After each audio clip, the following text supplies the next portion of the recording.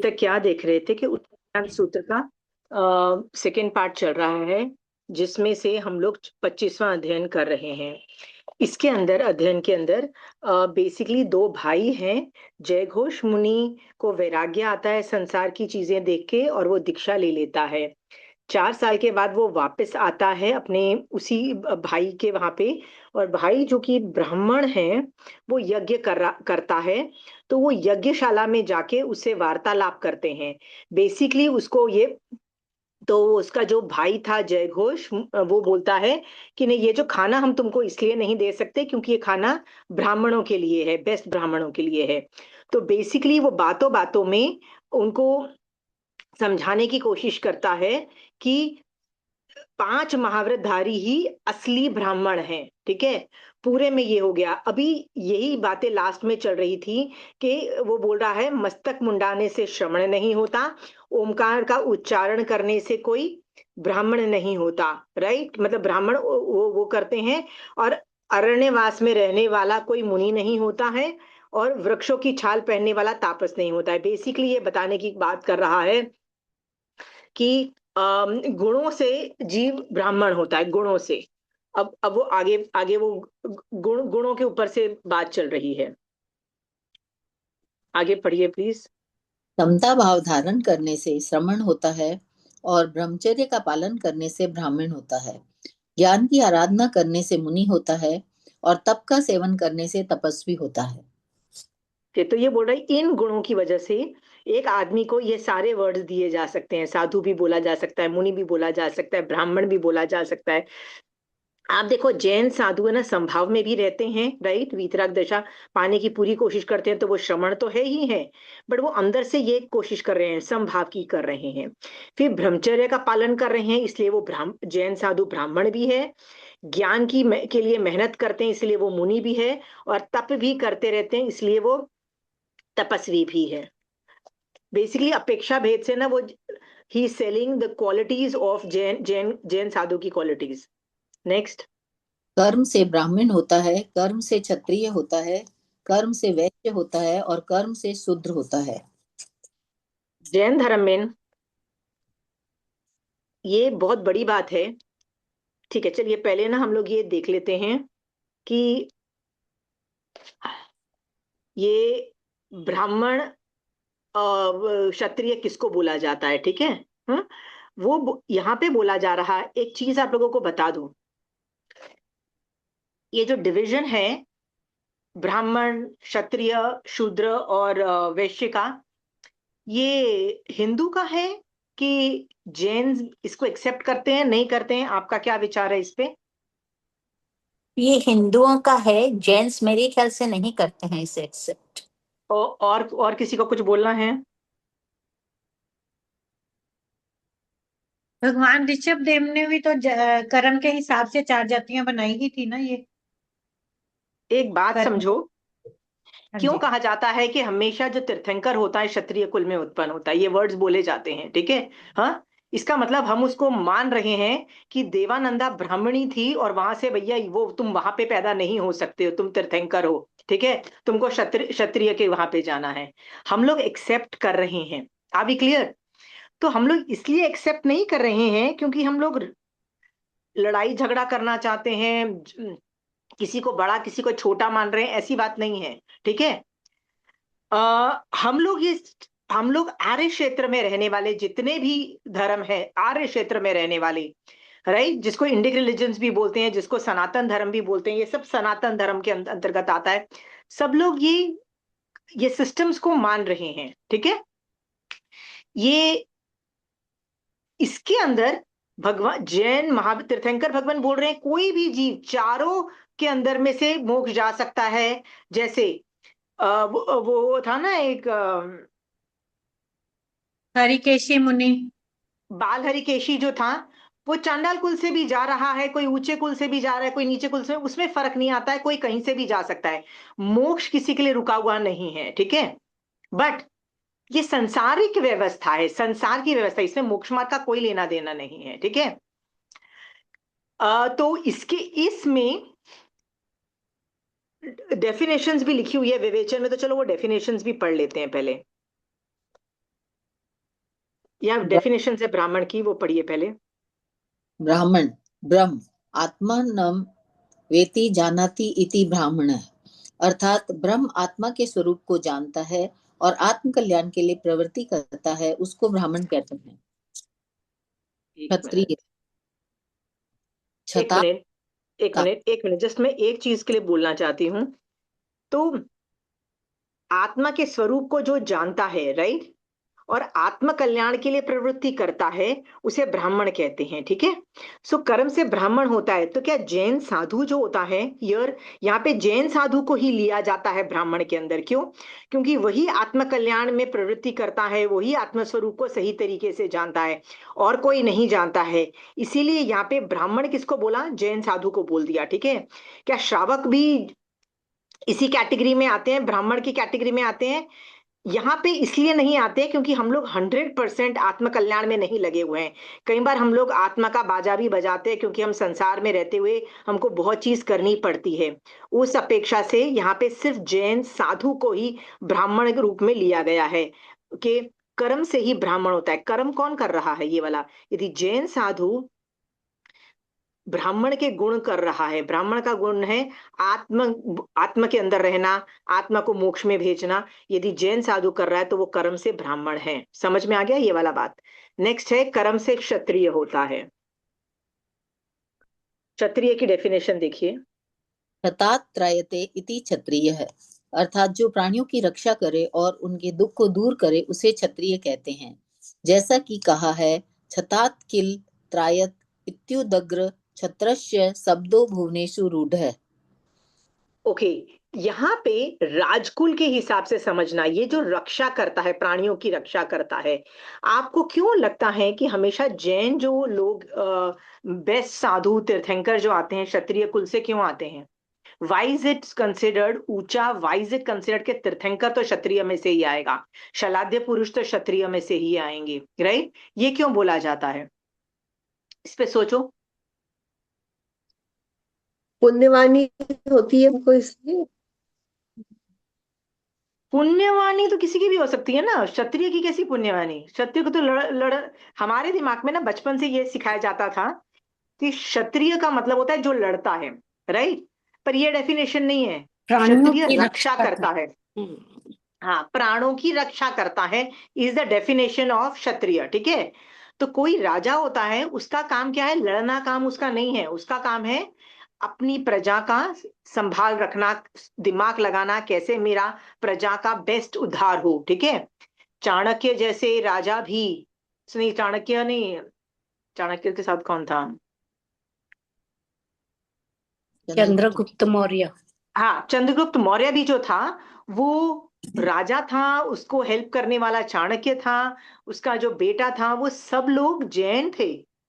बहुत सारे जैन राजा थे, चेड़ा राजा, और आपने कितने लोगों का नाम सुना होगा। अमेजिंग श्रावक थे, अमेजिंग वो थे। वो युद्ध नहीं करते थे, उनका काम था अपनी प्रजा का प्रोटेक्शन करना। राम, पांडव, ये सब किस लिए ग्रेट माने जाते हैं? अपनी प्रजा की प्रोटेक्शन के लिए। क्षत्रिय प्रोटेक्ट करता है, ध्यान रखता है, ठीक है।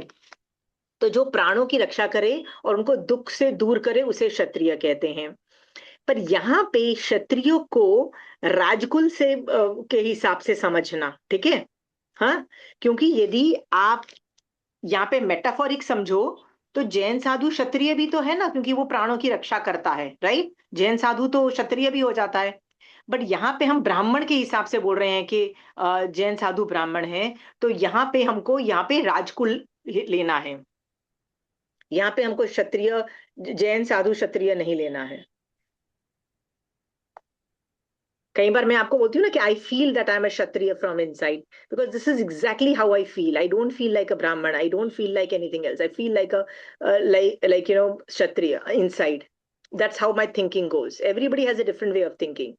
अगेन, कर्म से ही जीव क्षत्रिय होता है। तुम यदि कंट्री का भला करते हो, किसी भी तरह से बचाते हो, तो क्षत्रिय होते हो। अब तुम बोलोगे मैं तो किसी लेवल पे नहीं हूँ, हाँ तो ठीक है, मैं कर्म से क्षत्रिय भी नहीं, मतलब क्या नहीं आता है। नेक्स्ट देखिए। वैश्य वैश्यम व्यापार करोति इति वैश्य है, अर्थात जो व्यापार करता है उसे वैश्य कहते हैं। जिस देश का व्यापार बढ़ा चढ़ा एवं उन्नत होता है, वह देश भी सब देशों से सब दृष्टि से बढ़ा चढ़ा और उन्नत होता है। वैश्य जो होता है बिजनेसमैन होता है, कई गाथापतिज होते हैं, बहुत अमीर लोग होते हैं, ये सब वैश्य के अंतर्गत आता है। ठीक है, ये भी कर्म करते हैं। तो जो भी बिजनेस करता है, पैसे कमाता है बिजनेस करके और कंट्री को ग्रेट बनाता है, वो भी वैश्य के अंदर आता है। शूद्र के बारे में पढ़िए। शूद्र शुचम शोकम अशुचिम च द्रवति दूरी करोति इति शूद्र है। अर्थात जो शोक और अशुचि को दूर कर स्थान को पवित्र करता है, उसे शूद्र कहते हैं। यह कर्म की अपेक्षा 4 वर्ण की व्याख्या है। नीति 4 प्रकार की कही गई है: गृहस्थ नीति, लोक नीति, राजनीति और धर्म नीति। सामाजिक दृष्टि से लोक नीति का महत्व है। अपने अपने वर्ण वाला अपने अपने वर्ण में ही कन्या आदि का लेन देन करे, इससे सामाजिक व्यवस्था शुद्ध बनी रहती है। वर्ण संकरता नहीं होती। जाति संपन्नता मातृ पक्ष की निर्मलता और कुल संपन्नता पितृ पक्ष की निर्मलता बनी रहती है। ओके, सो यहाँ पे वो बोल बोल में बताया शूद्र कौन होता है, जो साफ करता है और ये सब करता है। उस अपेक्षा से ये जो 4 वर्ण हम लोग भी एक्सेप्ट करते हैं, पर बोला जाता है कि हम जो है ना, कर्म से हम ग्रेट बनते हैं, कर्म से हम वो चीज बनते हैं, राइट। सो मान लो राजकुल वाला आदमी बिजनेस करे तो वो वैश्य बन जाता है, ठीक है। हाँ, मान लो कोई बिजनेसमैन है, दीक्षा ले लेता है, 5 महाव्रतधारी बन जाता है, आत्मा का कल्याण करता है, तो वो ब्राह्मण बन जाता है। इस तरह से लेना। भगवान यहाँ पे कर्म कर्म को मतलब जो एक्टिविटी तुम कर रहे हो ना, उसकी प्रधानता दे रहे हैं। और बाय डिफॉल्ट जस्ट मेरे पापा कंट्री के राजा हैं तो मैं भी क्षत्रिय हो गई, उस अपेक्षा से नहीं समझना। यहाँ पे बोला गया है कर्म से जीव वैसा बनता है। मैंने बताया ना अनेकांतवाद है, आपको यहाँ पे क्या लेना है वो समझाया जा रहा है। यहाँ पे एक जैन नॉन जैन से बात कर रहा है, ऐसे समझो, राइट। इसीलिए इसके खिचड़ी पक रही है। इसलिए यहाँ पे क्लेरिफाई करना पड़ रहा है कि यहाँ पे जैन साधु इज अ ब्राह्मण and not considered a part of Kshatriya. Are be very clear? हाँ, असली ब्राह्मण कौन? 5 महाव्रत जो बालता है ना, वो आत्मा में रहता है, आत्मा को मोक्ष के डायरेक्शन में भेज रहा है, राइट। और वो आत्मा में रहता है, इसीलिए वो ब्राह्मण हुआ। ब्राह्मण, ब्रह्म का मतलब होता है आत्मा, जो आत्मा के पास रहे। ब्रह्मचर्य का मतलब क्या होता है? ब्रह्म का मतलब होता है आत्मा, चर्या का मतलब होता है रहना, तो जो आत्मा के अंदर रहता है, राइट, 5 इंद्रियों के अंदर नहीं रहता है, तो वो भी तो ब्राह्मण ही होता है। हर अपेक्षा से जैन साधु के गुण इसमें डाल दिए गए हैं, ठीक है। नेक्स्ट। तीर्थंकर देवों ने ये उपरोक्त अहिंसा आदि गुण बतलाए हैं, जिनका आचरण करने से मनुष्य क्रमशः स्नातक अर्थात केवल ज्ञानी हो जाता है और सभी कर्मों से मुक्त हो जाता है। उसे हम ब्राह्मण कहते हैं। अब यहाँ पे पहली बार वो तीर्थंकर भगवान को बीच में ला रहे हैं और बोल रहे हैं, बोला जा रहा है कि तीर्थ, देखो अभी तक जितना भी बातें हो रही है ना, कहीं पे भी ये नहीं कहा जा रहा है कि ये सब तीर्थंकर भगवान ने बोला है। कौन बोल रहा है? वो साधु अपने हिसाब से बोल रहा है। पर यहाँ पे वो पहली बार, मैंने बताया ना कि कभी साधु ये नहीं भी बोले कि महावीर स्वामी भगवान ने बोला है, कोई तीर्थंकर ने बोला है। बोल तो अल्टीमेटली वो तीर्थंकर की वाणी ही बोल रहा है। सो यहाँ पे वो लास्ट में बोलता है कि जो तीर्थंकर भगवंत है ना, उनके जो अहिंसा आदि जो गुण बताए गए हैं, ठीक है, हाँ, उनका आचरण यदि तुम करोगे, मतलब तो तुमको केवल ज्ञान हो जाएगा। किसी को डाउट है, किसी को फल के प्रति संदेह है कि भगवान ने जो ज्ञान बताया है, क्या ये हमको सचमुच तार देगा, इससे हमको केवल ज्ञान हो जाएगा, क्या ये सही ज्ञान है, क्या दूसरे लोग जो धर्म कर रहे हैं वो सही भी हो सकते हैं? ऐसा यदि आपके दिमाग में आता है तो ये लाइन पढ़ो। यहाँ पे क्या लिखा गया है कि महावीर स्वामी भगवान या कोई भी तीर्थंकर जो है, अपने केवल ज्ञान से देख के अहिंसा आदि गुणों को महत्व देके जो उसका पालन करता है, केवल ज्ञान होना बताया है उस आदमी को। डाउट आ रहा है किसी को, फल के प्रति संदेह है? हाँ है तो इट इज ओके। कांक्षा मूल्य कर्म का उदय है, ये लाइन पढ़ो और बोलो आज से मैं संदेह नहीं करूंगी, आई एम वेरी क्लियर। ठीक है, चलिए। इस प्रकार उपरोक्त गुणों से युक्त जो द्विजोत्तम उत्तम ब्राह्मण होते हैं, वे अपनी और दूसरों की आत्मा का उद्धार करने में समर्थ हैं। ओके, मतलब जो जो बेस्ट ब्राह्मण होते हैं, मतलब जो बेस्ट जैन साधु होते हैं, वो अपनी और दूसरों की आत्मा का उद्धार करने की कैपेसिटी रखते हैं। ठीक है, तो यहाँ पे ये लाइन ना विवेचन में थी, गुणों से ही व्यक्ति ब्राह्मण, श्रमण, मुनि और तपस्वी हो सकता है, केवल जन्म, वेश और बाह्य क्रियाकांड से लक्ष्य सिद्ध नहीं होता है। बाहर से मैं जो भी लगूं, अंदर जो चल रहा है ना मेरे, उससे मैं ये सब चीज गुण मेरे में उत्पन्न होते हैं। चलिए आगे। इस प्रकार संशय छिन्न नष्ट हो जाने पर विजय घोष ब्राह्मण ने जय घोष मुनि की वाणी सुनकर और हृदय में धारण कर यह जान लिया कि यह मेरा संसार अवस्था का भाई जय घोष ही महामुनि है। ओ वाह वाह, अभी बात पूरा टॉपिक तो क्लेरिफाई हो गया। मतलब विजय घोष मुनि को पता लग गया कि ये जो बोला जा रहा है ना मेरी आत्मा में चला गया, मतलब हृदय में धारण कर लिया मैंने। मतलब उसको समझ में आ गया क्या सही है और क्या गलत, कि मैं ब्राह्मण सही नहीं हूँ, ये जो जैन साधु है वो सही ब्राह्मण है, उसको ये समझ में आ गया। पर साथ साथ में उसको ये भी समझ में आ गया कि ये मेरा संसार अवस्था का पहला भाई है, जो मेरा बिछड़ा हुआ भाई है, ये वही महामुनि है, जय घोष ही महामुनि है। उसको ये भी समझ, सोचो उसको कितनी खुशी हुई होगी दोनों चीजों की। विजय घोष प्रसन्न हुआ और हाथ जोड़कर इस प्रकार कहने लगा कि हे मुने, यथाभूत वास्तविक ब्राह्मणत्व का स्वरूप आपने मुझे भली प्रकार उपदर्शित समझाया है।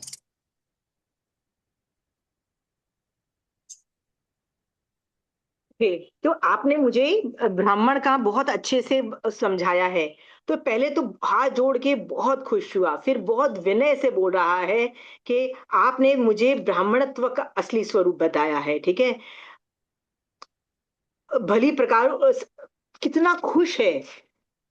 Samyak darshan is not about only understanding, it is also about कि मैं खुशी खुशी वो चीज जाहिरात करूं कि मैं कितनी खुश हूं। वो खुशी अपनी व्यक्त कर रहा है। ये भी देखो खुशी बरकरार, देखो खुशी से वर्ड्स कैसे निकल रहे हैं उसके मुंह से। वास्तव में आप ही यज्ञों के करने वाले हैं, आप ही वेदों के ज्ञाता विद्वान हैं, आप ही ज्योतिष शास्त्र एवं उसके अंग जानने वाले हैं और आप ही धर्मों के पारगामी हैं।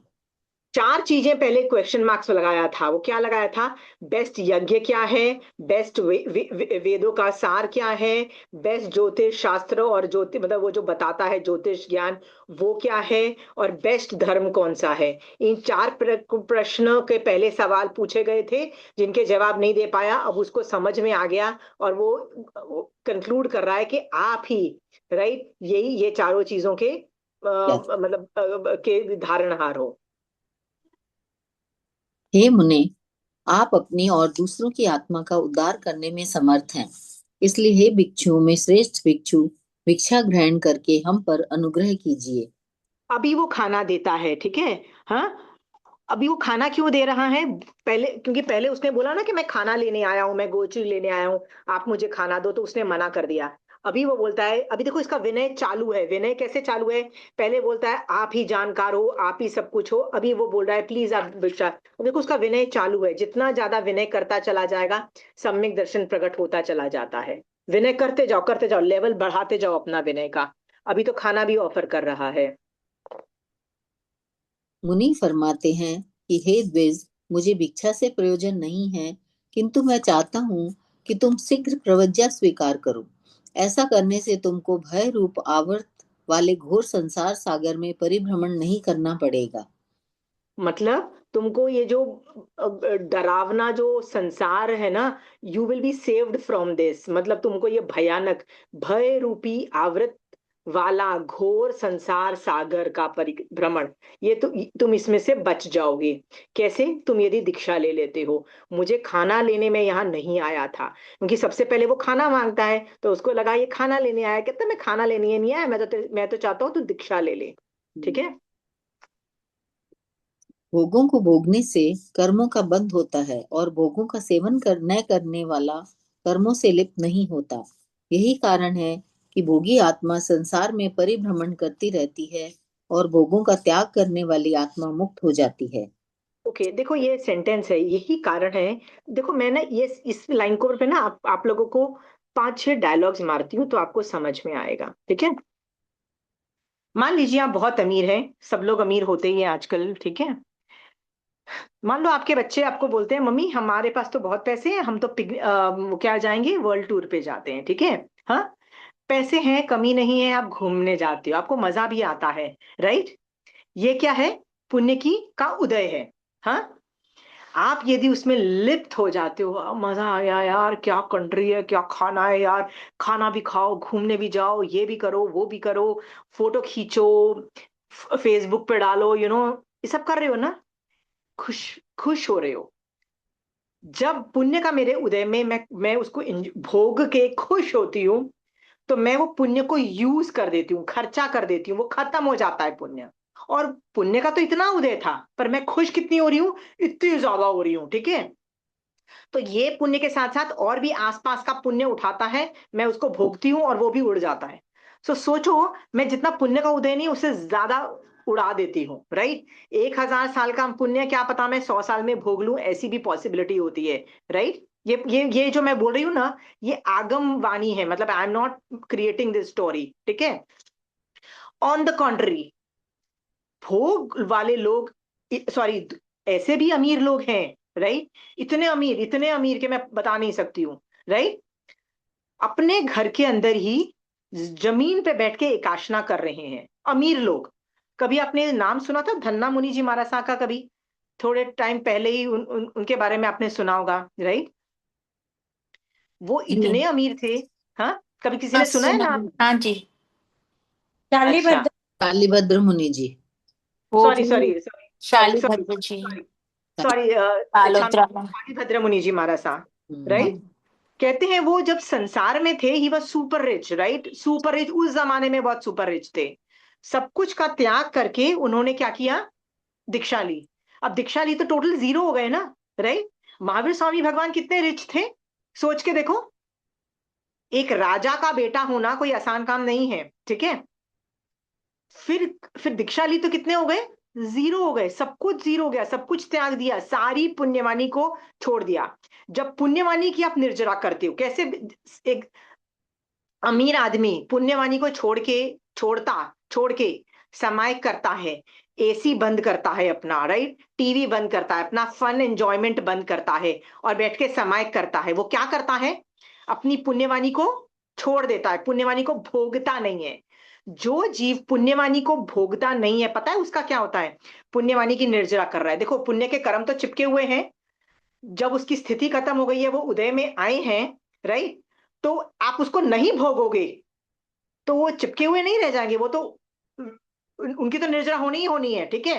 तो वो निर्जरा हो जाएगी। पर जब वो निर्जरा होती है ना पुण्य की इस तरह से, तो बहुत सारे पापों की भी वो निर्जरा कर देता है साथ साथ उठा के, ठीक है।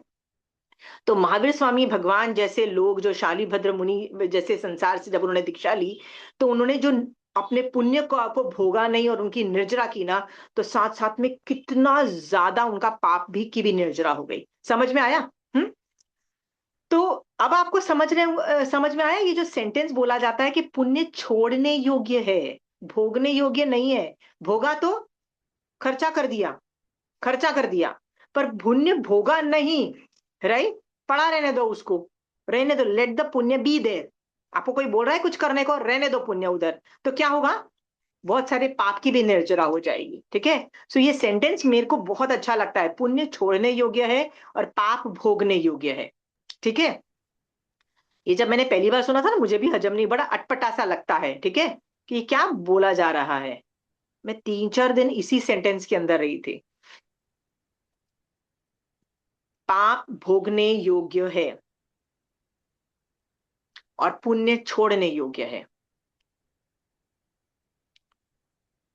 तो अभी आप लोग मुझसे ये पूछोगे,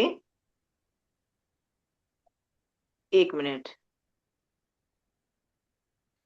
तो आप अभी मुझसे ये पूछोगे, तो क्या घर में जो कोई हमको घुमाने लेके जाना चाहता है, पति बीट पिक्चर देखने लेके जाना चाहता है, बच्चे चाहते हैं हम उनके साथ डिनर करने जाएं, राइट, अच्छे अच्छे कपड़े पहने, अच्छे अच्छे जगह पे खाना खाने जाएं, तो क्या नहीं करें? तो भगवान कहते हैं नहीं, शायद आपको करना पड़ सकता है, क्योंकि अभी आप संसार में बैठे हो, आपको अपनी पति की ख्वाहिश या पत्नी की ख्वाहिश, राइट, या अपने बच्चों की ख्वाहिश या अपने माँ बाप ख्वाहिश पूरी करनी पड़ेगी। तो यदि बच्चों का मन है कि आप पिकनिक मतलब कहीं जाओ, ट्रिप पे जाओ, पति बोलता है मुझे बाहर डिनर पे जाना है, जाओ, उसमें मना ही नहीं है, पर उसमें खुश होने की जरूरत नहीं है। समझ में आया?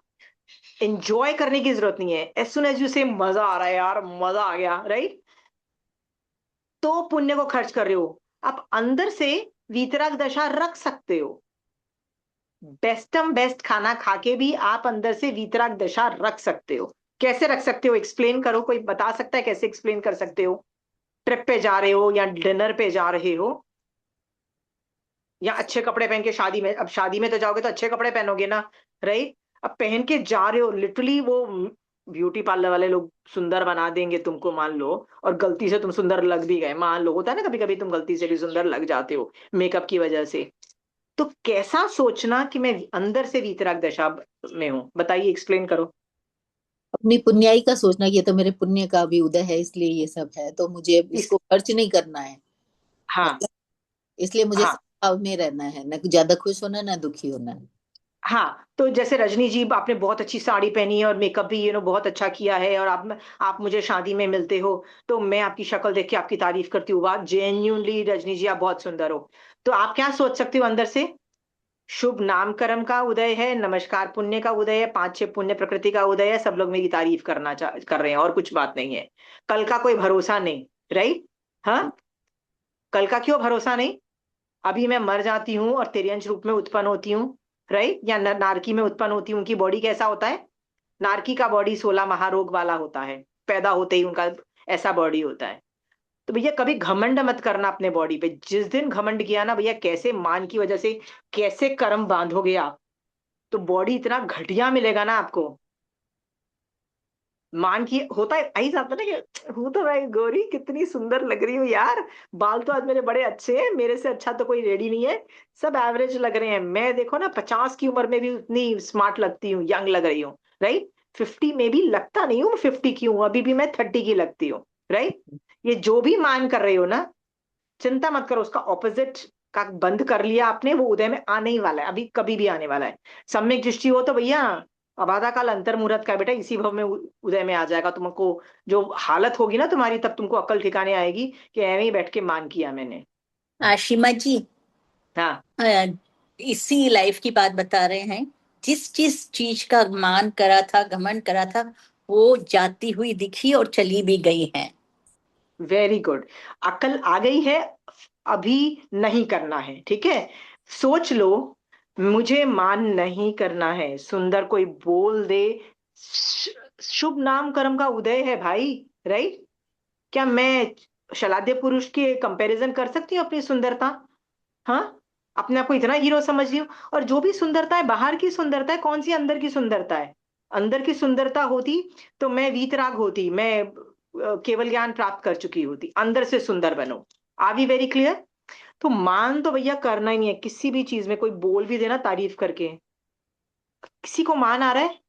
हाँ, मान लो आप ट्रिप पे गए, लास्ट कब ट्रिप पे गए थे रिंकी दीदी? कब गए थे? कहाँ गए थे? सोच के देखो, वो जो ट्रिप पे गए थे कैसे अध्यवसाय थे।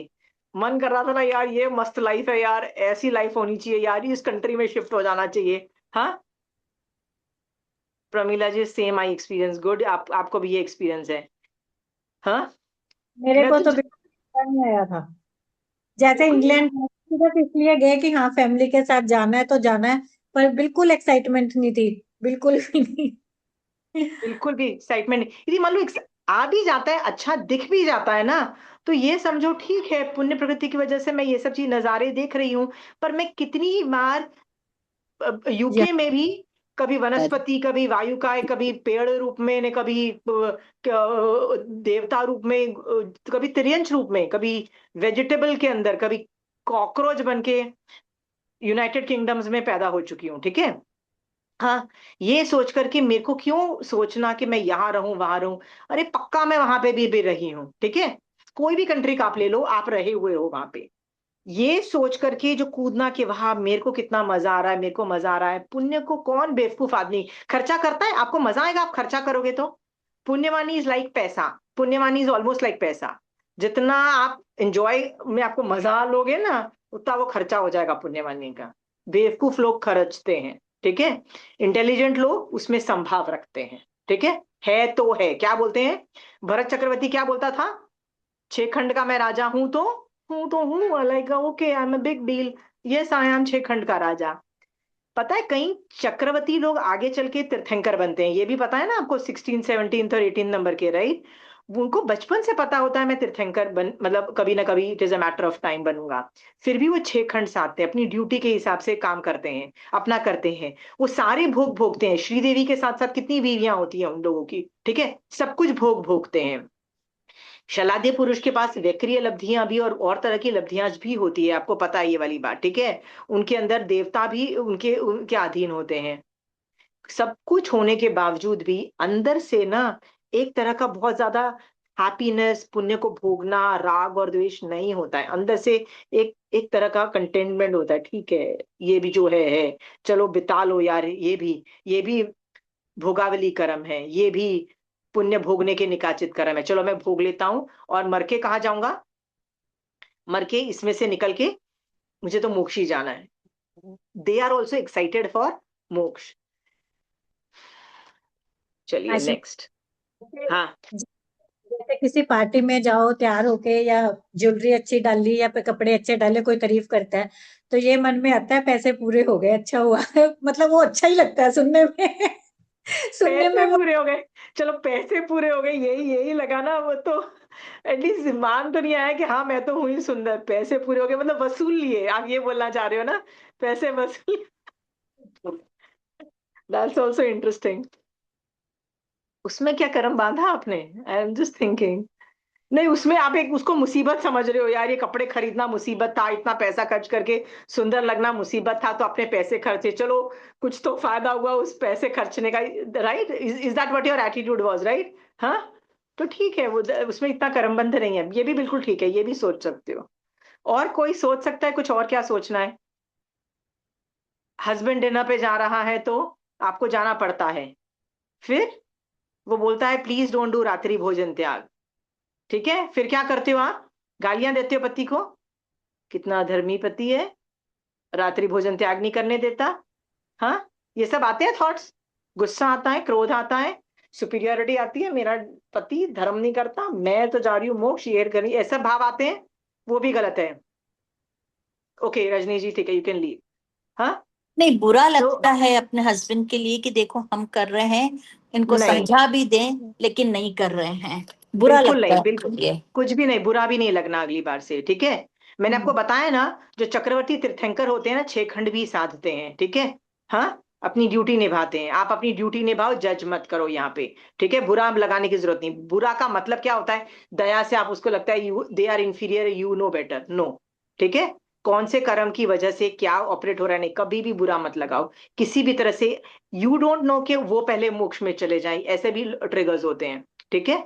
और इस वजह से ना ये भी मत करो, बोलो ठीक है डिनर पे जाना है चलो, राइट। उसमें यदि गलती से वो तुम्हारी राय ले लेना, तब उनको व्हाट आई डू इज, यदि वो मुझसे राय ले लेते हैं ना कहाँ जाना है, को क्या खाना है, क्या पूछना है, तो मैं जानबूझ के ना उनको वेजिटेरियन रेस्टोरेंट्स पे, होता है ना जिसमें मिक्स किचन नहीं होता है, उसमें उस तरफ डालने की कोशिश करती हूँ। बट अगेन मैंने बताया ना, नो दादागिरी, जहां पे जिसको जो करना है करो, अपन भी जाते हैं, अपन भी खाते हैं।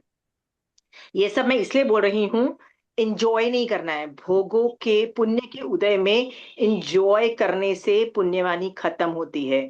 पुण्यवानी के उदय में पुण्यवानी नहीं भोगने से बहुत सारी पाप की भी निर्जरा होती है, क्योंकि पुण्य की भी निर्जरा हो रही है, ये भी समझो। और दूसरी बात है, पुण्यवानी के उदय में संभाव रखने से, राइट, सम्यक दर्शन ट्रिगर हो जाता है, क्योंकि संभाव वीतराग दशा है, राइट। हाँ, वीतराग दशा बहुत कुछ ट्रिगर कर देती है, मोहिनी कर्म कंट्रोल कर देती है उठा के।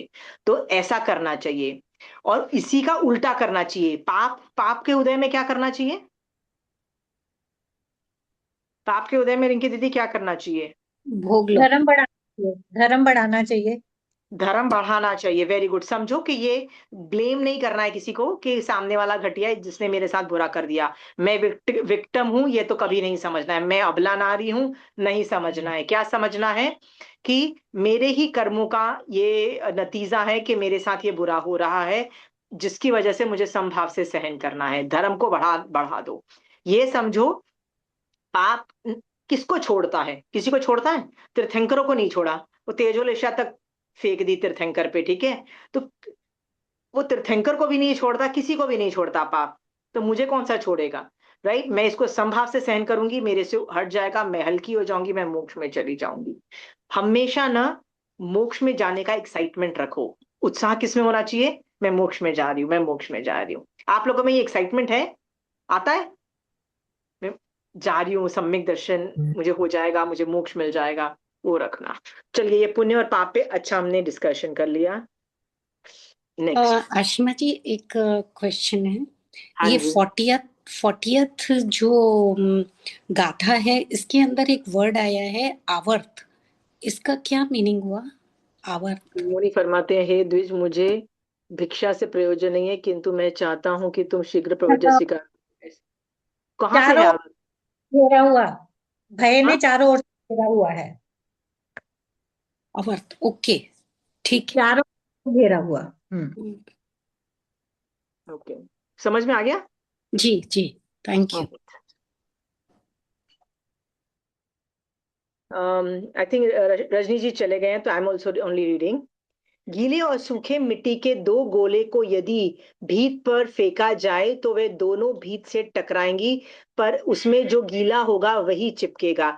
जो गीली मिट्टी वाला गोला होगा ना, वही दीवार पे चिपकेगा, क्योंकि उसमें चिकनाहट होती है। जो गीला नहीं होगा वो चिपकेगा नहीं। उसी तरह भगवान बोलते हैं, इसी तरह जो दुर्मेश मतलब दुर्बुद्धि पुरुष, मतलब जिसमें मतलब वो बेसिकली मिथ्या दृष्टि पुरुष बोलते हैं ना, काम भोगों में आसक्त रहते हैं, वे कर्मों से लिप्त होकर संसार में फंस जाते हैं। और जो विरक्त हैं वो यथा मिट्टी के सूखे गोले के समान कर्मों से लिप्त नहीं होते। मतलब मैंने बताया ना कि जो विरक्त होगा, विरक्त होना इज द सोल्यूशन। सोल्यूशन है कि आप विरक्त हो जाओ अंदर से, ठीक है। और जो काम भोगों में आसक्त होता है ना, वो मिट्टी के जो गोला जो चिपक जाते हैं ना, तो कर्म आके चिपक जाएंगे। तुम्हारा सोल्यूशन क्या है? तुम विरक्त होके हरकतें करो।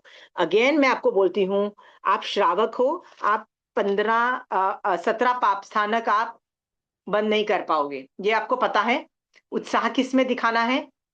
17 पाप स्थानक करते हुए उत्साह दिखाओ, यत्ना में उत्साह दिखाओ, मोक्ष मार्ग में उत्साह दिखाओ, तपस्या में उत्साह दिखाओ, वैराग्य में उत्साह दिखाओ, संभावों में, ठीक है।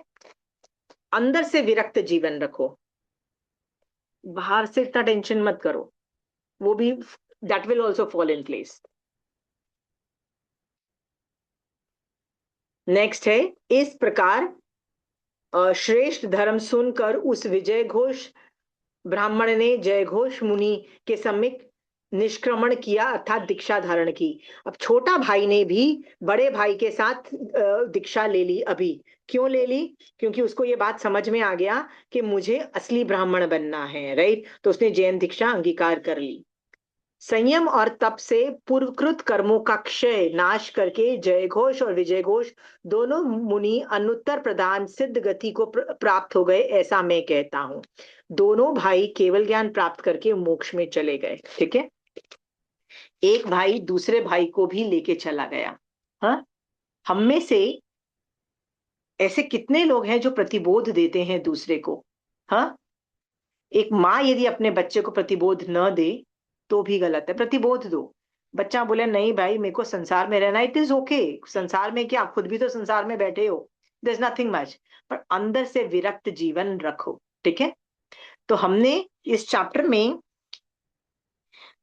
ब्राह्मण के जो असली गुण हैं, जो 5 महाव्रत हैं, जो साधु के गुण हैं, वही हमने देखे। हमने साधुता देखी, बेसिकली जैन साधुता। इसमें कोई सवाल है तो पूछिए, नहीं तो हम नेक्स्ट 26वें चैप्टर पे जा रहे हैं।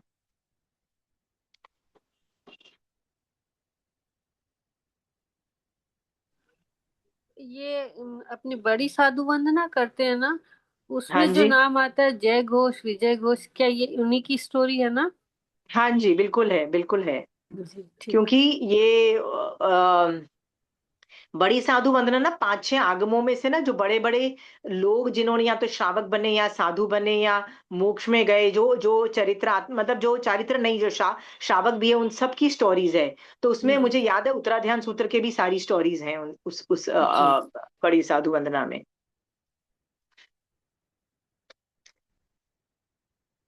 चलिए, आप एक चीज रियलाइज कर रहे हो, हमारा अभी ना नेक्स्ट चैप्टर चालू हो रहा है जिसका नाम है समाचारी नामक 26वां अध्ययन।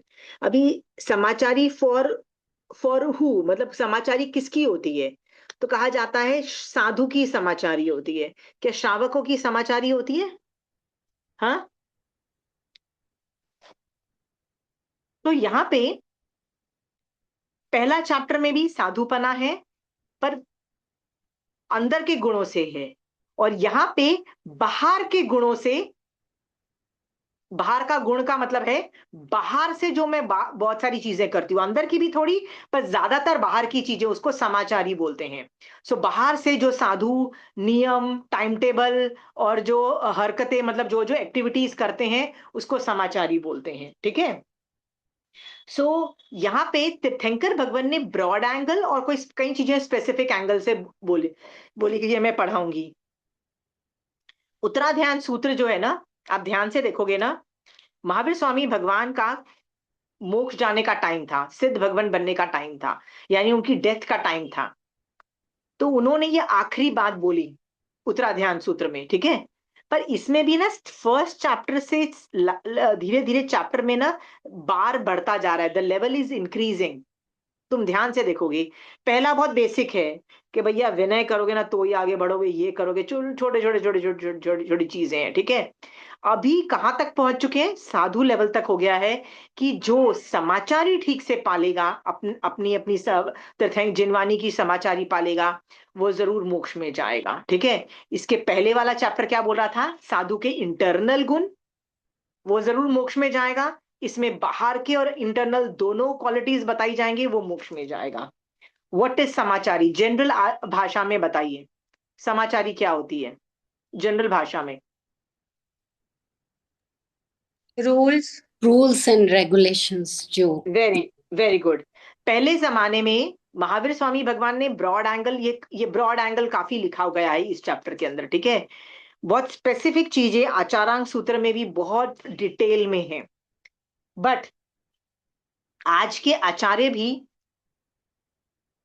बहुत सारी चेंजेस करते हैं, और बहुत सारी चेंजेस आई हैं बिकॉज समय के हिसाब से चेंजेस आई हैं। सो आज की डेट में आप देखोगे ना, बहुत सारे संघ हैं, तो जितने भी आचार्य हैं ना, कईयों की संघों की ना समाचारी अलग अलग है। ठीक है। वो समाचारी, आपने कभी सुना है समाचारी कैसी अलग अलग है? कई संघों में 40 लोगस्य होता है संवत्सरी प्रतिक्रमण के अंदर, राइट?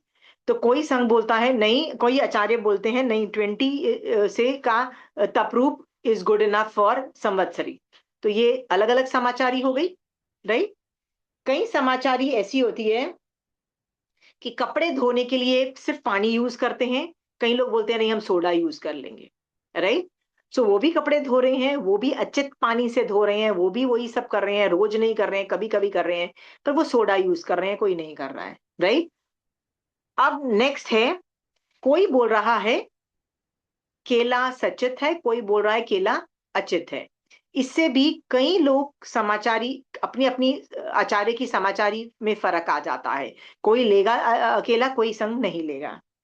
तो इस तरह से ये जो नियम है ना, जो आचार्य ने बना दिए, ठीक है, वो फॉलो जब करने पड़ते हैं बाद के मतलब उनके जो साधु और साध्वी को, उसको समाचारी बोला। समाचारी बहुत डिफरेंट भी हो सकती है, मैंने बताया ना, केला खा रहा है केला नहीं खा रहा, ऑपोजिट भी हो सकती है। ठीक है। पर यदि ओवरऑल चीजें आप देखो, ज्ञान देखा, समझा, और उसके बाद जो भी डिसीजन लिया ना, उसको एक्सेप्ट कर जो आचार्य भगवंत एक्सेप्ट करते हैं उसको कर लिया, तो सम्यक दर्शन टिकता है। ठीक है। इसमें सही और गलत इतनी ज्यादा इंपॉर्टेंस नहीं रखता है जितना विनय से आज्ञा धारण करना होता है। ठीक है। एक बात। दूसरी बात यह है, मान लो मैं साधु, मतलब मैं आचार्य हूं, मैं हाइपोथेटिकेशन में समझाती हूँ, मान लो मैं आचार्य हूं, बट मैं जैन धर्म के बेसिक रूल्स वायलेट करती हूँ, मतलब 5 महाव्रत का ही बाजा बजा देती हूँ उठा के, ठीक है, और फिर बोलती हूँ कि नहीं ये तो मैं अपनी समाचारी बना रही हूँ और मैं आचार्य होने से समाचारी में फेरफार हो सकता है, राइट। राइट, जैसे मैं माइक में बोलूं, मैं इलेक्ट्रिक चीजें यूज करूं, जैसे मोबाइल और ये सब चीजें यूज करूं और ये सब करूं, फिर क्या उसको समाचारी के अंतर्गत समझना। हाँ, रिंकी दीदी साइलेंट वाई? नो। एक बात समझिए, एक होता है आगम, दोनों संघ के आचार्यों ने पढ़े, अपने अलग अलग मतलब जो डायलॉग से उन्होंने अलग अलग इंटरप्रिटेशंस की। एक ने बोला केला सचित है, एक ने केला बोला अचित है, दोनों अलग अलग आगम के पाठों को लेके ना कंक्लूजन निकाल रहे हैं, तो समाचारी अलग अलग हो सकती है, समझ में आया। पर तुम आगम को ही उठा के डस्टबिन में डाल दो और बोलो नहीं भैया हम तो आगम की सुनने नहीं वाले, हम तो अपने रूल्स बनाएंगे, वहां वो समाचारी के अंतर्गत नहीं आता है, ठीक है। अब मैं ये जो पढ़ाने वाली हूँ ना, ये साधु के रिलेटेड है, एंड मैंने आपको पहले ही बोल दिया है, I am not very good with sadhu charya, इसलिए क्योंकि मैं साधुओं के साथ ज्यादा रही नहीं हुई हूँ। मैं कैसा करती हूँ, मैं साधु के पास जाती हूँ, सुबह गए शाम को आ गए वापस, पूरा दिन रहे, मैक्सिमम रात को गए तो पूरी रात भर वहां संवर करके सो गए, सुबह आ गए। इसमें समाचारी नहीं समझ में आती, समाचारी तब समझ में आती है जब आप मतलब काफी टाइम उनसे उनके साथ 24/7 रहो। मेरा ऐसा योग नहीं बना है, मैं नहीं जानती हूँ साधु के समाचारी। बट ये भाव है कि मान लो कभी दीक्षा लेनी हो मुझे, तो मैं उस संघ की मुझे समाचारी सीखनी पड़ेगी, तब जाके मुझे उस संघ में दीक्षा होगी, ये भी मुझे पता है। सो मेरी इस चैप्टर के अंदर कुछ 19-20 गलतियां हो ना, तो प्लीज मुझे बता दीजिएगा, आई am not very good at that, ठीक है। मैं टेक्निकल चीजों में, एप्लीकेशंस में, मेरे मतलब मैंने बताया ना, साधु एप्लीकेशन में क्या करता है मुझे नहीं पता है, थियोरी जान के मैं क्या करूंगी, मैं थियोरी बता रही हूँ आपको, ठीक है। रियलिटी जो जो थियोरी जो एप्लीकेशंस हो रहा है ना, वो असली समाचारी है। चलिए, मैं समाचारी नाम का 26वां अध्ययन हम चालू कर रहे हैं आज। रजनी जी, आप रहोगे अभी के पढ़ रहे हो कि नहीं? हाँ हाँ, मैं आ गई, वापस आ गई जी। ओके, ओके, पढ़िए आप, यहां से पढ़ सकते हैं। एक मिनट, मैं थोड़ा सा यहाँ पे पढ़ देती हूँ।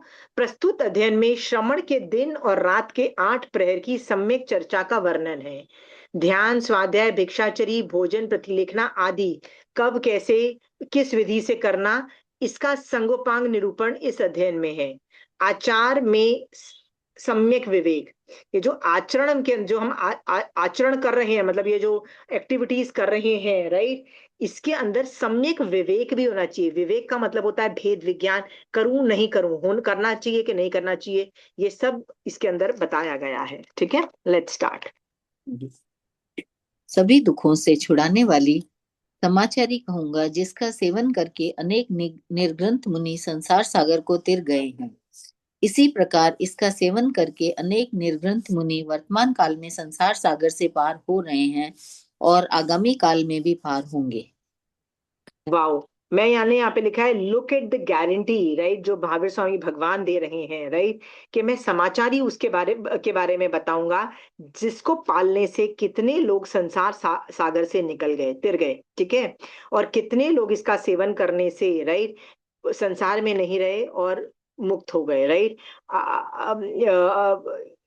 कितनी बड़ी गारंटी दे रहे हैं, साधु बन जाओ और केवल ज्ञान प्राप्त कर लो। What a big guarantee by Agamvani, ठीक है। I think you should listen to it.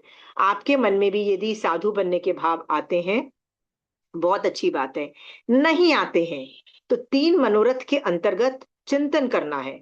चिंतन करने से आपके ऊपर चिपके हुए प्रत्याख्यान, मतलब जो 3 चौकड़ी है ना, वो आपका उसका क्षयोपशम होता है जब जब आप चिंतन करते हो, तो ठीक है। चिंतन यदि मैं करती हूँ कि वो दिन कब आएगा कि यार मैं संसार में पाप करी जा रही हूँ और कब निकलूंगी और मैं दीक्षा लूंगी, 3 चौकों का क्षयोपशम होने से मैं कभी ना कभी साधु बनूंगी। इस भव में नहीं बनूंगी तो किसी और भव में बनूंगी, बनने की पूरी संभावना है। लेट्स रीड आगे।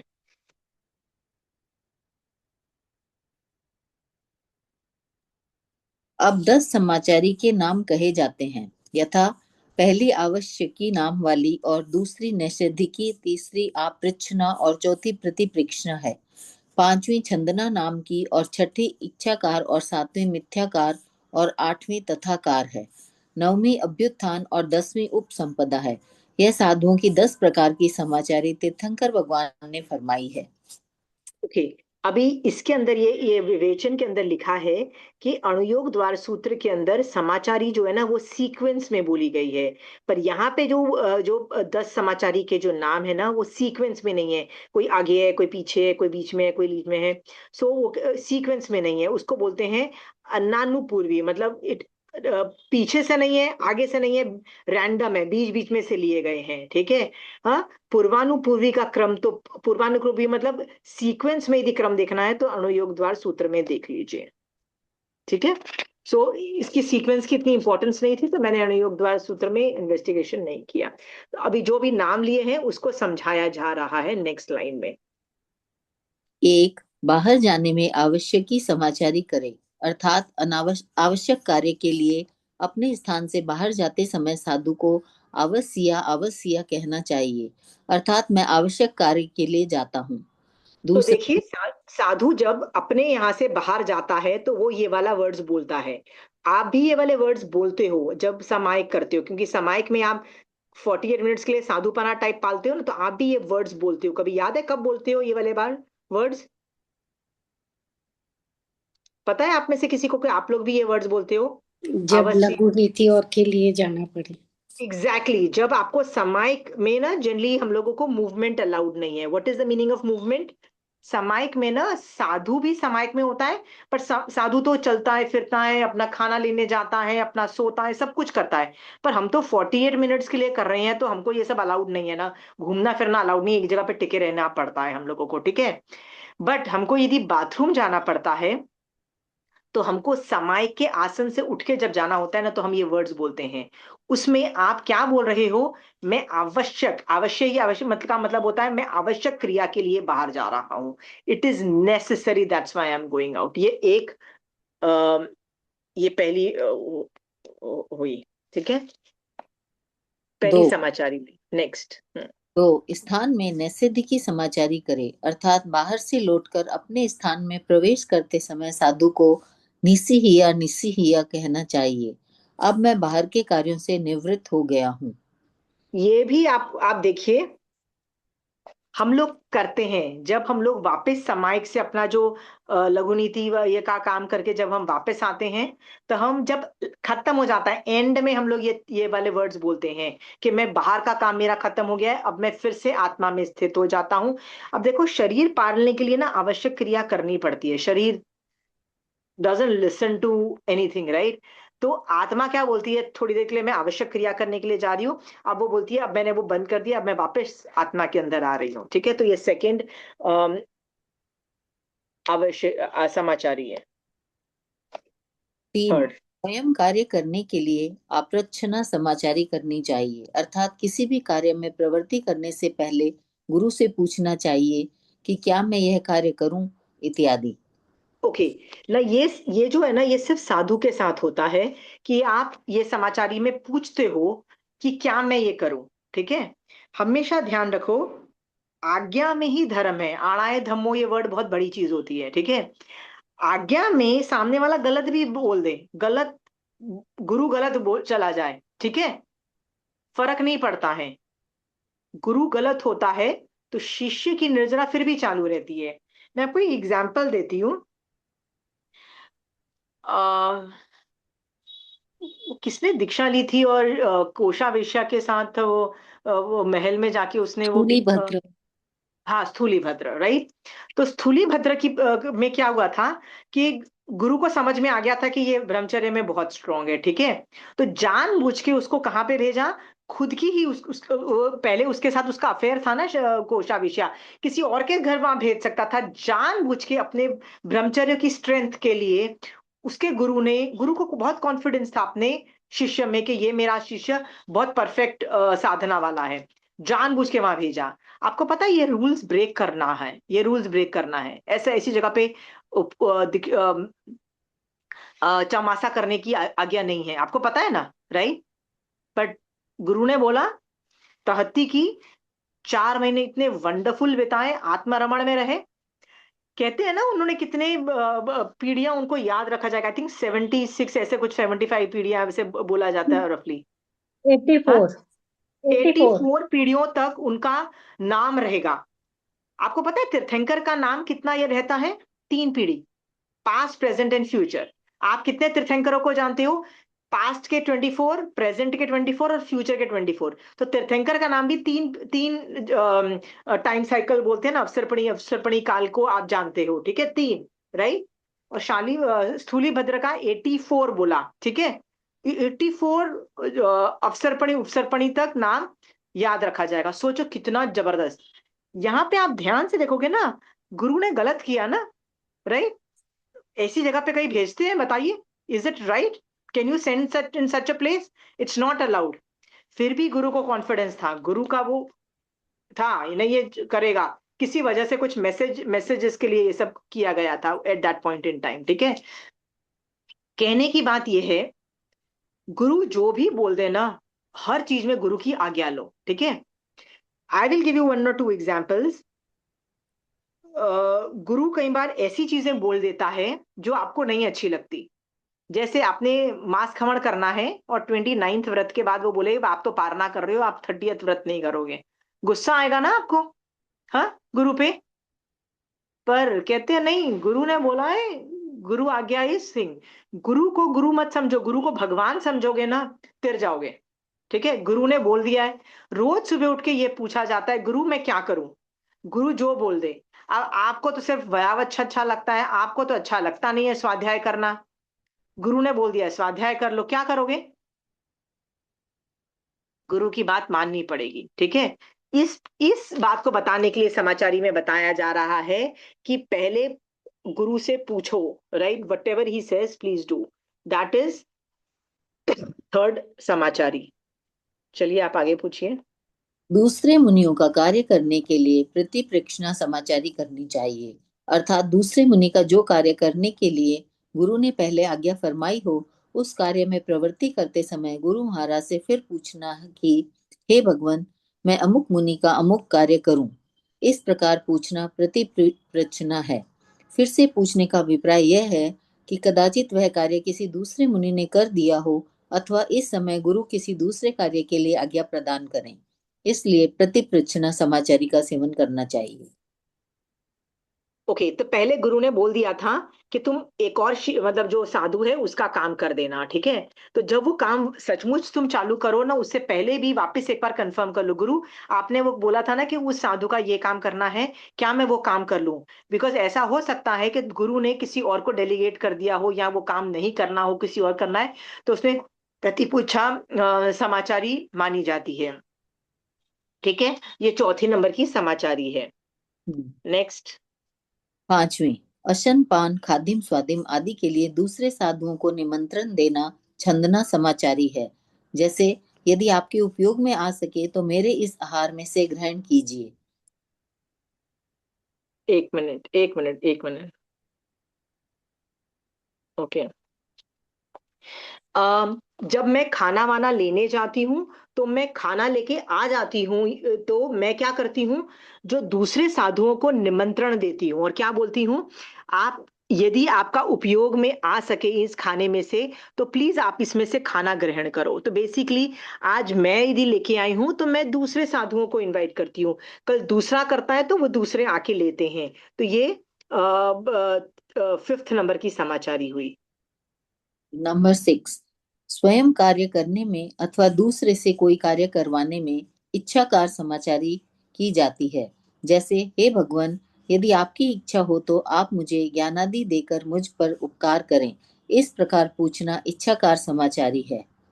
ओके, यदि आप चाहते हो कि दूसरा आपको, दूसरे की इच्छा इन्वॉल्व है, जैसे आप चाहते हो कि वो आपको कुछ पढ़ा दे, तो इन दैट केस आपको उसको पूछना पड़ेगा कि क्या आपकी इच्छा हो तो प्लीज आप मुझे ये पढ़ा दो, ये कर दो, आप मेरे साथ ये कर दो। ये इच्छाकार समाचारी है। नेक्स्ट। नंबर 7, कोई दोष लग जाने पर आत्मनिंदा करना मिथ्याकार समाचारी है। यदि साधु वृत्ति से विपरीत आचरण हो गया हो तो उसके लिए मिच्छामि दुक्कडम देना, पश्चाताप करना तथा आत्मनिंदा करना कि मेरी आत्मा को धिक्कार हो जो मैंने अमुक का अकार्य किया, यह मिथ्याकार समाचारी कहलाती है। ओके, इसके अंदर ना क्या होता है कि मेरे को जस्ट रियलाइज हुआ कि मैंने जो काम किया वो जो मेरी साधु चारित्र से बाहर है। तो मैं क्या करती हूँ, पहले खुद आत्मा से सॉरी, मतलब वो जो होता है ना, आत्मा भर जाती है और बोलती है यार मैंने ये गलत काम गलती से कैसे कर दिया। जैसे मृग्यावती को क्या हो रहा था, मृग्यावती क्या कर रही थी चंदनमाला के पैर में पड़ के, गलती से भी मैंने कैसे तीर्थंकर भगवान की आज्ञा के बाहर चली गई, गलती से भी मैंने कैसे गलती कर दी। ये मिथ्याकार समाचारी है। इसमें आदमी या तो मिच्छामी दुक्कडम करता है, गुरु के पैरों में पड़ता है, या क्या बोलता है, सॉरी बोल रहा होता है। बेसिकली आत्मा से ही, आत्मा ही बोलती है ना, हिल गई होती है और वो सॉरी मांग रही होती है। ठीक है, तो ये बेसिकली आत्मनिंदा है, आत्मा करती है खुद, इसमें दूसरे लोग अभी इन्वॉल्व नहीं है। नंबर 8, गुरु महाराज के वचनों को सुनकर तहती या तथास्तु कहना तथाकार समाचारी है। ओके, ये आपने तहती वाला कभी सुना है? ये तहती वाला कभी भी किसी व्याख्यान में गए हो, आपने ये देखा होगा कि व्याख्यान चल रहा है और अचानक कभी कभी कोई बीच में ऐसे आवाज आती है, तहती, मतलब ऐसे कुछ वर्ड्स होते हैं, कोई इसी के आसपास भी कभी कभी वर्ड्स होते हैं।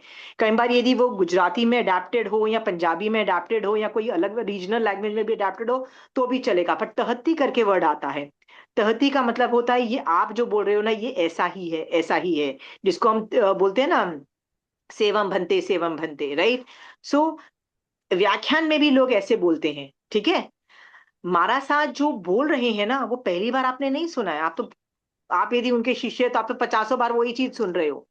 फिर भी द एक्साइटमेंट दिखाता है ये आपका, जब आप तहती बोलते हो, नहीं भगवान आपने बोला सही है, नहीं भगवान आपने बोला सही है। ठीक है, ये बेसिकली तहती भी एक समाचारी है जिसमें आप विनय शो करते हो। ठीक है, कभी कभी मुझे लगता है वॉज इट डिस्टर्बिंग, लाइक अलग से कहाँ से आवाज, जब हम स्टार्टिंग में गए जाते हैं ना कभी उपाश्रय में, ऐसे कोई तहती करता है तो मुझे लगता है ये आवाज क्यों कर रहे हैं ये लोग, बीच बीच में डिस्टर्ब क्यों कर रहे हैं, आपको ऐसा लगता है।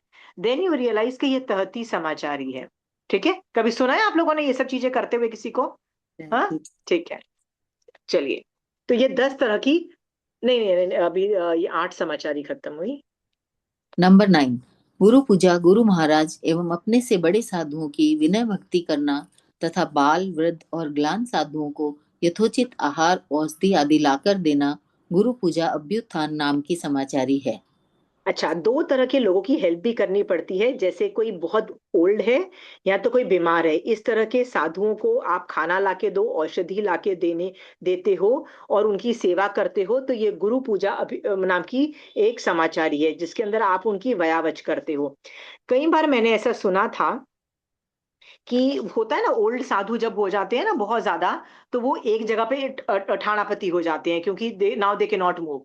अब ठाणापति भी एक जगह पे हो जाता है, तो पर वो वहां का भी लोकल काम नहीं कर सकता है। ऐसा थोड़ी ना कि वो साधु तो फिर गोची लेने भी जाने के योग्य नहीं रहता है, कभी कभी कुछ भी काम करने योग्य नहीं रहता है। ठीक है, तो उस साधु का सारा काम को किसको करना पड़ता है, दूसरे साधुओं के सर पे आ जाता है ना, द बर्डन बिकम्स बिग। देखो, यदि 4 साधु साधु हैं, चारों अपने अपने काम करते हैं, तो वर्क इज डिवाइडेड। अब सोचो, एक जन यदि मतलब उस तरह से है कि ओल्ड है या बीमार है या कुछ है, तो 3 जनों को 4 जनों का काम करना पड़ रहा है। ठीक है, काम वर्कलोड बढ़ जाता है। तो इसमें जो काम किया जाता है ना, इसको बोलते हैं, ये भी एक समाचारी है। आपने कभी सुना है कि जहां जहां लोग साधु ऐसे लोग होते हैं ना, वहां पे आचार्य भगवान स्पेशली बोलते हैं कौन कौन साधु वहां जाके उनकी सेवा करना चाहता है, क्योंकि वहां पे सेवा भावी जो लोग होते हैं ना, उन्हीं को भेजा जा सकता है। ठीक समझ में आया? क्योंकि श्रावक तो सेवा करेंगे नहीं, साधु की सेवा कौन करेगा, साधु को करनी पड़ती है। तो ये भी एक समाचारी का भेद है। ठीक है, कभी सुना है ये सब चीजें कि वहां पे मारासा एक जगह पे रहते हैं और वहां पे उनको भेजा गया। ठीक है, इसमें एक ना हाँ, वृद्ध के साथ साथ ना जो नव दीक्षित है उनकी भी सेवा भी इंक्लूड होती है इसमें। ओ अच्छा अच्छा, नव दीक्षित तो उसके अंदर, ठीक है। हाँ, क्योंकि उसको सारा सिखाना होता है तो उसका काम भी करना पड़े या कुछ, तो वो भी इंक्लूड होती है इसमें। ओके, सो मुझे भेजा तो याद है, जाता है आशिमा जी, लेकिन ये नहीं पता कि गुरु उन्हें पूछते हैं आप जाओगे कि नहीं। मेरे को तो ये पता था कि they just give order, you go, you may go, ऐसे, you have to go. See आचार्य के वचन ऑर्डर्स मान के ही सारे शिष्य लेते हैं, ठीक है। पर एक तरह से ना परमिशन इसलिए ली जाती है कि बिना मन के भेजोगे ना तो सबका बाजा बजा दोगे आप। एक तो मन है नहीं, और वहां जाके चू चू मतलब होता है ना, कई बार फिजिकल कैपेसिटी नहीं होती है जिस आदमी की, उसको कैसे भेजा जाएगा। इसलिए ना इतना नहीं किया, मतलब थोड़ी सामने वाले की भी ना आइडिया ले लिया जाता है कि ये मतलब करने में इंटरेस्टेड है कि नहीं। ठीक है प्रमिला जी। एक और भी चीज बताती हूँ, मैंने ना नाम, शायद मैं नाम में मैं गड़बड़ कर सकती हूँ, बट एक सामर्थ मुनि मारासा करके एक आचार्य हुए बहुत टाइम पहले, मतलब उनका काल हुए काफी टाइम हो गया। उनकी काफी मैं किताबें पढ़ती हूँ, जैसे सामर्थ समाधान करके उनकी एक क्वेश्चन आंसर्स की बुक है, I really love that book. ठीक है, अमेजिंग अनेकांतवाद से क्वेश्चन आंसर्स पे काफी अमेजिंग इंफॉर्मेशन है। तो वो सामर्थ मुनि जी मारासा थे ना, कहते हैं वो इतने ज्ञानी और इतने योग्य कैसे बने। तो कहते हैं कि उनके जो गुरु थे ना वो ठाणापति थे। वो एक ही जगह पे रह के कितने साल उन्होंने अपने गुरु की सेवा की, और वहीं पे उन्होंने अपना इस ज्ञान को इतना पॉलिश किया, पॉलिश किया, पॉलिश किया, और वो कितने सॉलिड बन गए। इतने सॉलिड बन गए कि कई बार उनसे सवाल पूछा जाता था, कई बार लगता था ये सवाल का तो जवाब हो ही नहीं, कुछ हो ही नहीं, मतलब there is no answer to this. वो उसका भी जवाब देने की कैपेसिटी रखते थे। ठीक है, उनके जवाब इतने ग्रेट हुआ करते थे। और ये सब आया कैसे? क्या उनके गुरु ने सिखाया? क्या उनके गुरु इतने ग्रेट थे? नहीं, उन्होंने अपनी गुरु की सेवा करके शयोपशम किया, शयोपशम से उनको ज्ञान मिला। समझ में आया? तो ये जो सामर्थ मुनि मारासा का जो केस बताया, कितने साल, राइट। और जब उनके गुरु का मतलब होता है ना काल हो गया, मतलब जब डेथ हो जाती है, तब उन्होंने जाके विहार किया। तब तक रह के एक ही जगह पे रह के उन्होंने कहाँ से कहाँ निकल गए। तो ये भी कोई समाचारी छोटी नहीं है, बहुत मेहनत और बहुत में लगती है। किस दो आदमी की के बारे में बोला जाता है कि इन ये दो आदमियों ने किया था? आ, वो था ना एक वो दो जन थे जिन्होंने बोला था कि मैं आंखों को छोड़ के अपनी पूरी गुरुओं को ही मतलब गुरु सेवा में लगा दूंगा। वो कौन था? मेघ कुमार था वो तो, मेघ कुमार। उसको, तो वो क्या हुआ था उसको, मुझे ये याद नहीं आ रहा कि उसने बोला था। फिर वो क्या करता है, उसकी वयावच से लोग बहुत बड़े तारीफ करते हैं, वो तो वयावच करता है। तो जानबूझ के एक बार एक देवता उनको टेस्ट करने के लिए क्या करता है कि एक साधु वो बन के ना, वो हाँ। नंदी सेन मुनि। अच्छा, Nandi Sen, okay, I might be wrong. पर उनमें क्या होता है कि एक देवता को पता लगता है कि ये जो साधु है ना बहुत वयावच करता, मतलब बहुत वयावची साधु है। तो जानबूझ के आके ना, मैं उपाश्रय के मतलब बाहर उद्यान में हूँ और मैं बीमार हूँ, जल्दी से उसको बुलाओ। तो वो तब वो साधु है ना खाना खाने बैठा हुआ होता है, लंच करने बैठा होता है। तो जैसे ही खाना चालू करता है तो उसको ये मैसेज मिलता है। वो अपना खाना छोड़ के अपने गुरु से आज्ञा लेके बोलता है मैं उसको लेके आता हूँ। वो जब जाता है ना, तो पहुंचने पे ना वो जानबूझ के उसको टॉर्चर करने के लिए वो देवता जो साधु बना हुआ था उसको खरी खोटी सुनाता है। इतनी लेट हो गई, मेरे को ये तकलीफ है, ये तकलीफ है, उसको गालियां देने बैठता है। ठीक है, फिर भी वो माफी मांगता है, उनको अपने कंधे पे लेता है, कंधे पे जगता है। वो कभी उस पर सुसु कर देता, कभी उस पर पॉटी कर देता, कभी वजन बढ़ा देता, कभी कुछ करते, इतना टॉर्चर करता, और लगातार गालियां पे इंसल्ट करे जा रहा है, सब कुछ करी जा रहा है। वो बार बार सॉरी बोल रहा है, बार बार बोलता है मैं अभी आपकी घर वहां जाके सेवा करता हूँ। कहने की बात ये है कि ये भी एक तरह का तपस्या है। ठीक है, सबके बस की नहीं है। जो आदमी अपने दूसरे साधुओं को भगवान तुल्य समझेगा, मैंने बताया ना, गुरु तुल्य नहीं समझना है, साधु तुल्य भी नहीं समझना है, भगवान समझोगे ना, तभी तुम उनका इतना विनय और उनकी सेवा कर पाओगे। ठीक है, नॉट एन इजी समाचारी। चलिए 10th वाली देखते हैं। नंबर 10। ज्ञानादि के लिए अन्य गज के आचार्य के पास रहना उपसंपदा समाचारी है। इस प्रकार 2 × 5 = 10 10 प्रकार की समाचारी कही गई है। ठीक है, तो ज्ञान के लिए हम किसी और गच्छ के आचार्य के पास रहते हैं, ये भी होता है। ये भी आजकल मैंने बहुत नॉर्मल देखा गया है। कैसे? कि मान लो एक गच्छ के अंदर कोई एक आगम की नहीं है इंटरप्रिटेशंस, और ये नहीं है, तो दूसरे ग्रुप के आचार्य के पास वो बोल के परमिशन लेके वो भेजा जाता है और वो उनको पढ़ाते हैं। ये भी आपने कभी देखा है? कभी अपने आंखों से देखा है? I have seen that. आप लोगों ने देखा है कभी किसी को एक संघ में दूसरे संघों के शिष्य सबकी अलग अलग समाचारी हैं, वो अलग जगह पे रहते हैं, अलग खाना पीना लेके अलग लेते हैं, पर व्याख्यान और स्वाध्याय के टाइम पे आ जाएंगे आप उपाश्रय में, और आचार्य आचार्य के सामने बैठ के जो उनके बताए हुए रास्ते पे पढ़ाई करेंगे। ठीक है, ये मैंने देखा हुआ है। ये ज्ञानगंज बड़वाला संप्रदाय के अंदर तो बहुत है, ये दोनों के अंदर, मतलब इन दोनों का तो आपस में काफी रहता है, क्योंकि बड़वाला संप्रदाय इतना छोटा संघ है, 60 साधु और साध्वी हैं, वेरी स्मॉल संघ, ओनली 60। तो कहते हैं हमारे पास इतनी एक्सपर्टीज ही नहीं है कि हम लोग ही सब कुछ अपने शिष्यों को पढ़ा दें। तो वो क्या करते हैं, वो बोलते हैं यदि किसी शिष्य को मान लो कोई स्पेसिफिक आगम पढ़ना होता है, तो वो पता कर लेते हैं कौन कहाँ पे सीख रहा है, वो अपने शिष्य भेज देते हैं अपने ज्ञानगंज के आचार्य पे। ये मैंने खुद ही देखा है।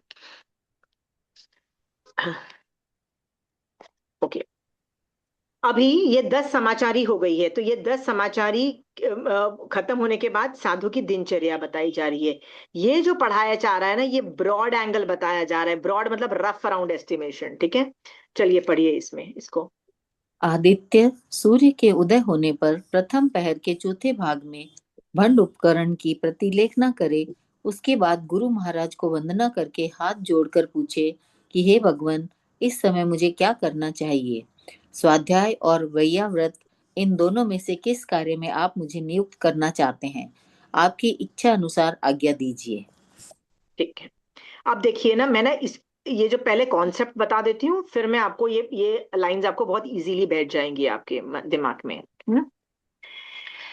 पहले जमाने में कंचन आंटी बताती हैं कि आजकल लोग ब्रेकफास्ट भी करते हैं, लोगों के घर ब्रेकफास्ट भी बनता है, लोग करते भी हैं, पर पहले के जमाने में घरों में ब्रेकफास्ट भी नहीं बनता था। और महाराज साहब ब्रेकफास्ट के टाइम पे वो जाते, पता है लोगों के घर में खाना नहीं बनना, तो सुबह सुबह नहीं जाया करते थे, बाद में जाते थे। ठीक है, इसीलिए जो परलेना परलेना बोलते हैं ना, प्रतिलेखना बोलते हैं या परलेना बोलते हैं। ठीक है, तो जो परलेना है ना, उसके दो पार्ट्स किए गए हैं। एक तो है बर्तन की, बर्तन का मतलब होता है जिसमें खाना लिया जाता है और जिसमें खाया जाता है, वो बर्तन हो गए। ठीक है, हाँ, एक बर्तन का ग्रुप हो गया, और दूसरा बाकी सब चीजों का। बाकी सब चीजों में कपड़ों से लेके सब कुछ, जो भी चीजें हैं तुम्हारे पास, किताबें हैं, सब कुछ की का जो चीजें हैं उसका अलग दो ग्रुप्स कर दिए हैं।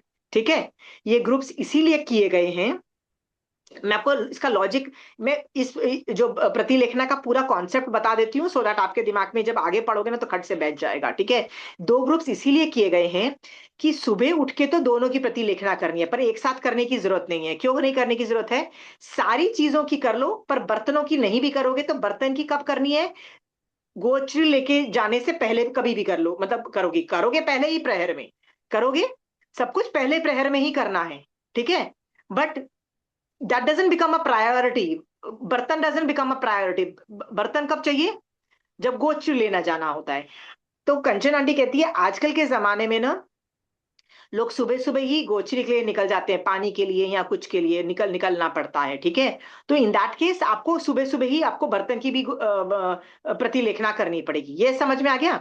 पर इस किताब में उस अपेक्षा से बोला गया है कि सब सब चीजों की कर लो और बर्तन की बाद में अलग से कर लो। ठीक है, करना सब कुछ पहले प्रहर में ही है, पहले प्रहर के अंदर ही करना है। Are we very clear? अब यही चीजों की शाम को भी सनसेट के पहले होता है, जब सनसेट हो रहा होता है उसका एक प्रहर की बात हो रही है, उसमें सब चीजों की होगी, बर्तन की नहीं होगी। बर्तन की क्यों नहीं होगी? कॉमन सेंस गोचरी के बाद, लगाओ। गोचरी के बाद करेंगे। गोचरी के तुरंत बाद ही कर लेते हैं वो शाम को। हाँ, गोचरी के बाद उन्होंने सारे बर्तन धोए, धो के ठीक से रख लिए, सबको रख दिया है। अब भैया वापस रात को करने की जरूरत ही नहीं है। तो रात को जो रात वाले जो होता है ना, तो वो उसमें बर्तन की वापस नहीं होती है, उसमें सब चीजों की होती है, लेकिन नहीं होती है। इसीलिए मैंने ये कॉन्सेप्ट आपको समझ में आ गया प्रतिलेखना का साधु के लिए। ठीक है, साधु हर चीज की प्रतिलेखना करता है। औगा, मुंह पत्ती, ये सब छोटी छोटी जो चीजें दिखती है ना, आपको लगेगा चश्मे का डब्बा है। अब इस चश्मे के डब्बे को भी वो खोल के ना, वो एक एक कागज उसमें से, मतलब एक एक कपड़ा निकाल के एक एक चीज का वो लोग मतलब करते हैं। मेन कारण क्या रहा है उसका? मेन कारण क्या है, कुछ आइडिया दोगे? कि कोई जीव नहीं हो अंदर। वेरी गुड, कोई जीव उत्पत्ति नहीं हो हम्म। पहले।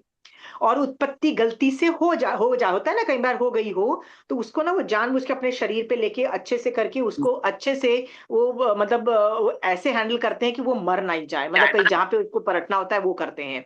दूसरी चीज वो क्या करते हैं, उनको कभी कभी समझ में आ जाता है अभी जीव उत्पत्ति नहीं हुई पर होने वाली है, तो वो रेमेडियल एक्शन लेते हैं कि उनको लगता है ये कपड़ा धोना पड़ेगा, नहीं नहीं धोएंगे तो मतलब लगता है इसमें जीव उत्पत्ति हो जाएंगी। इसलिए प्रतिलेखना करना 2 बार इन लोगों के लिए मस्ट है। ठीक है। हाँ।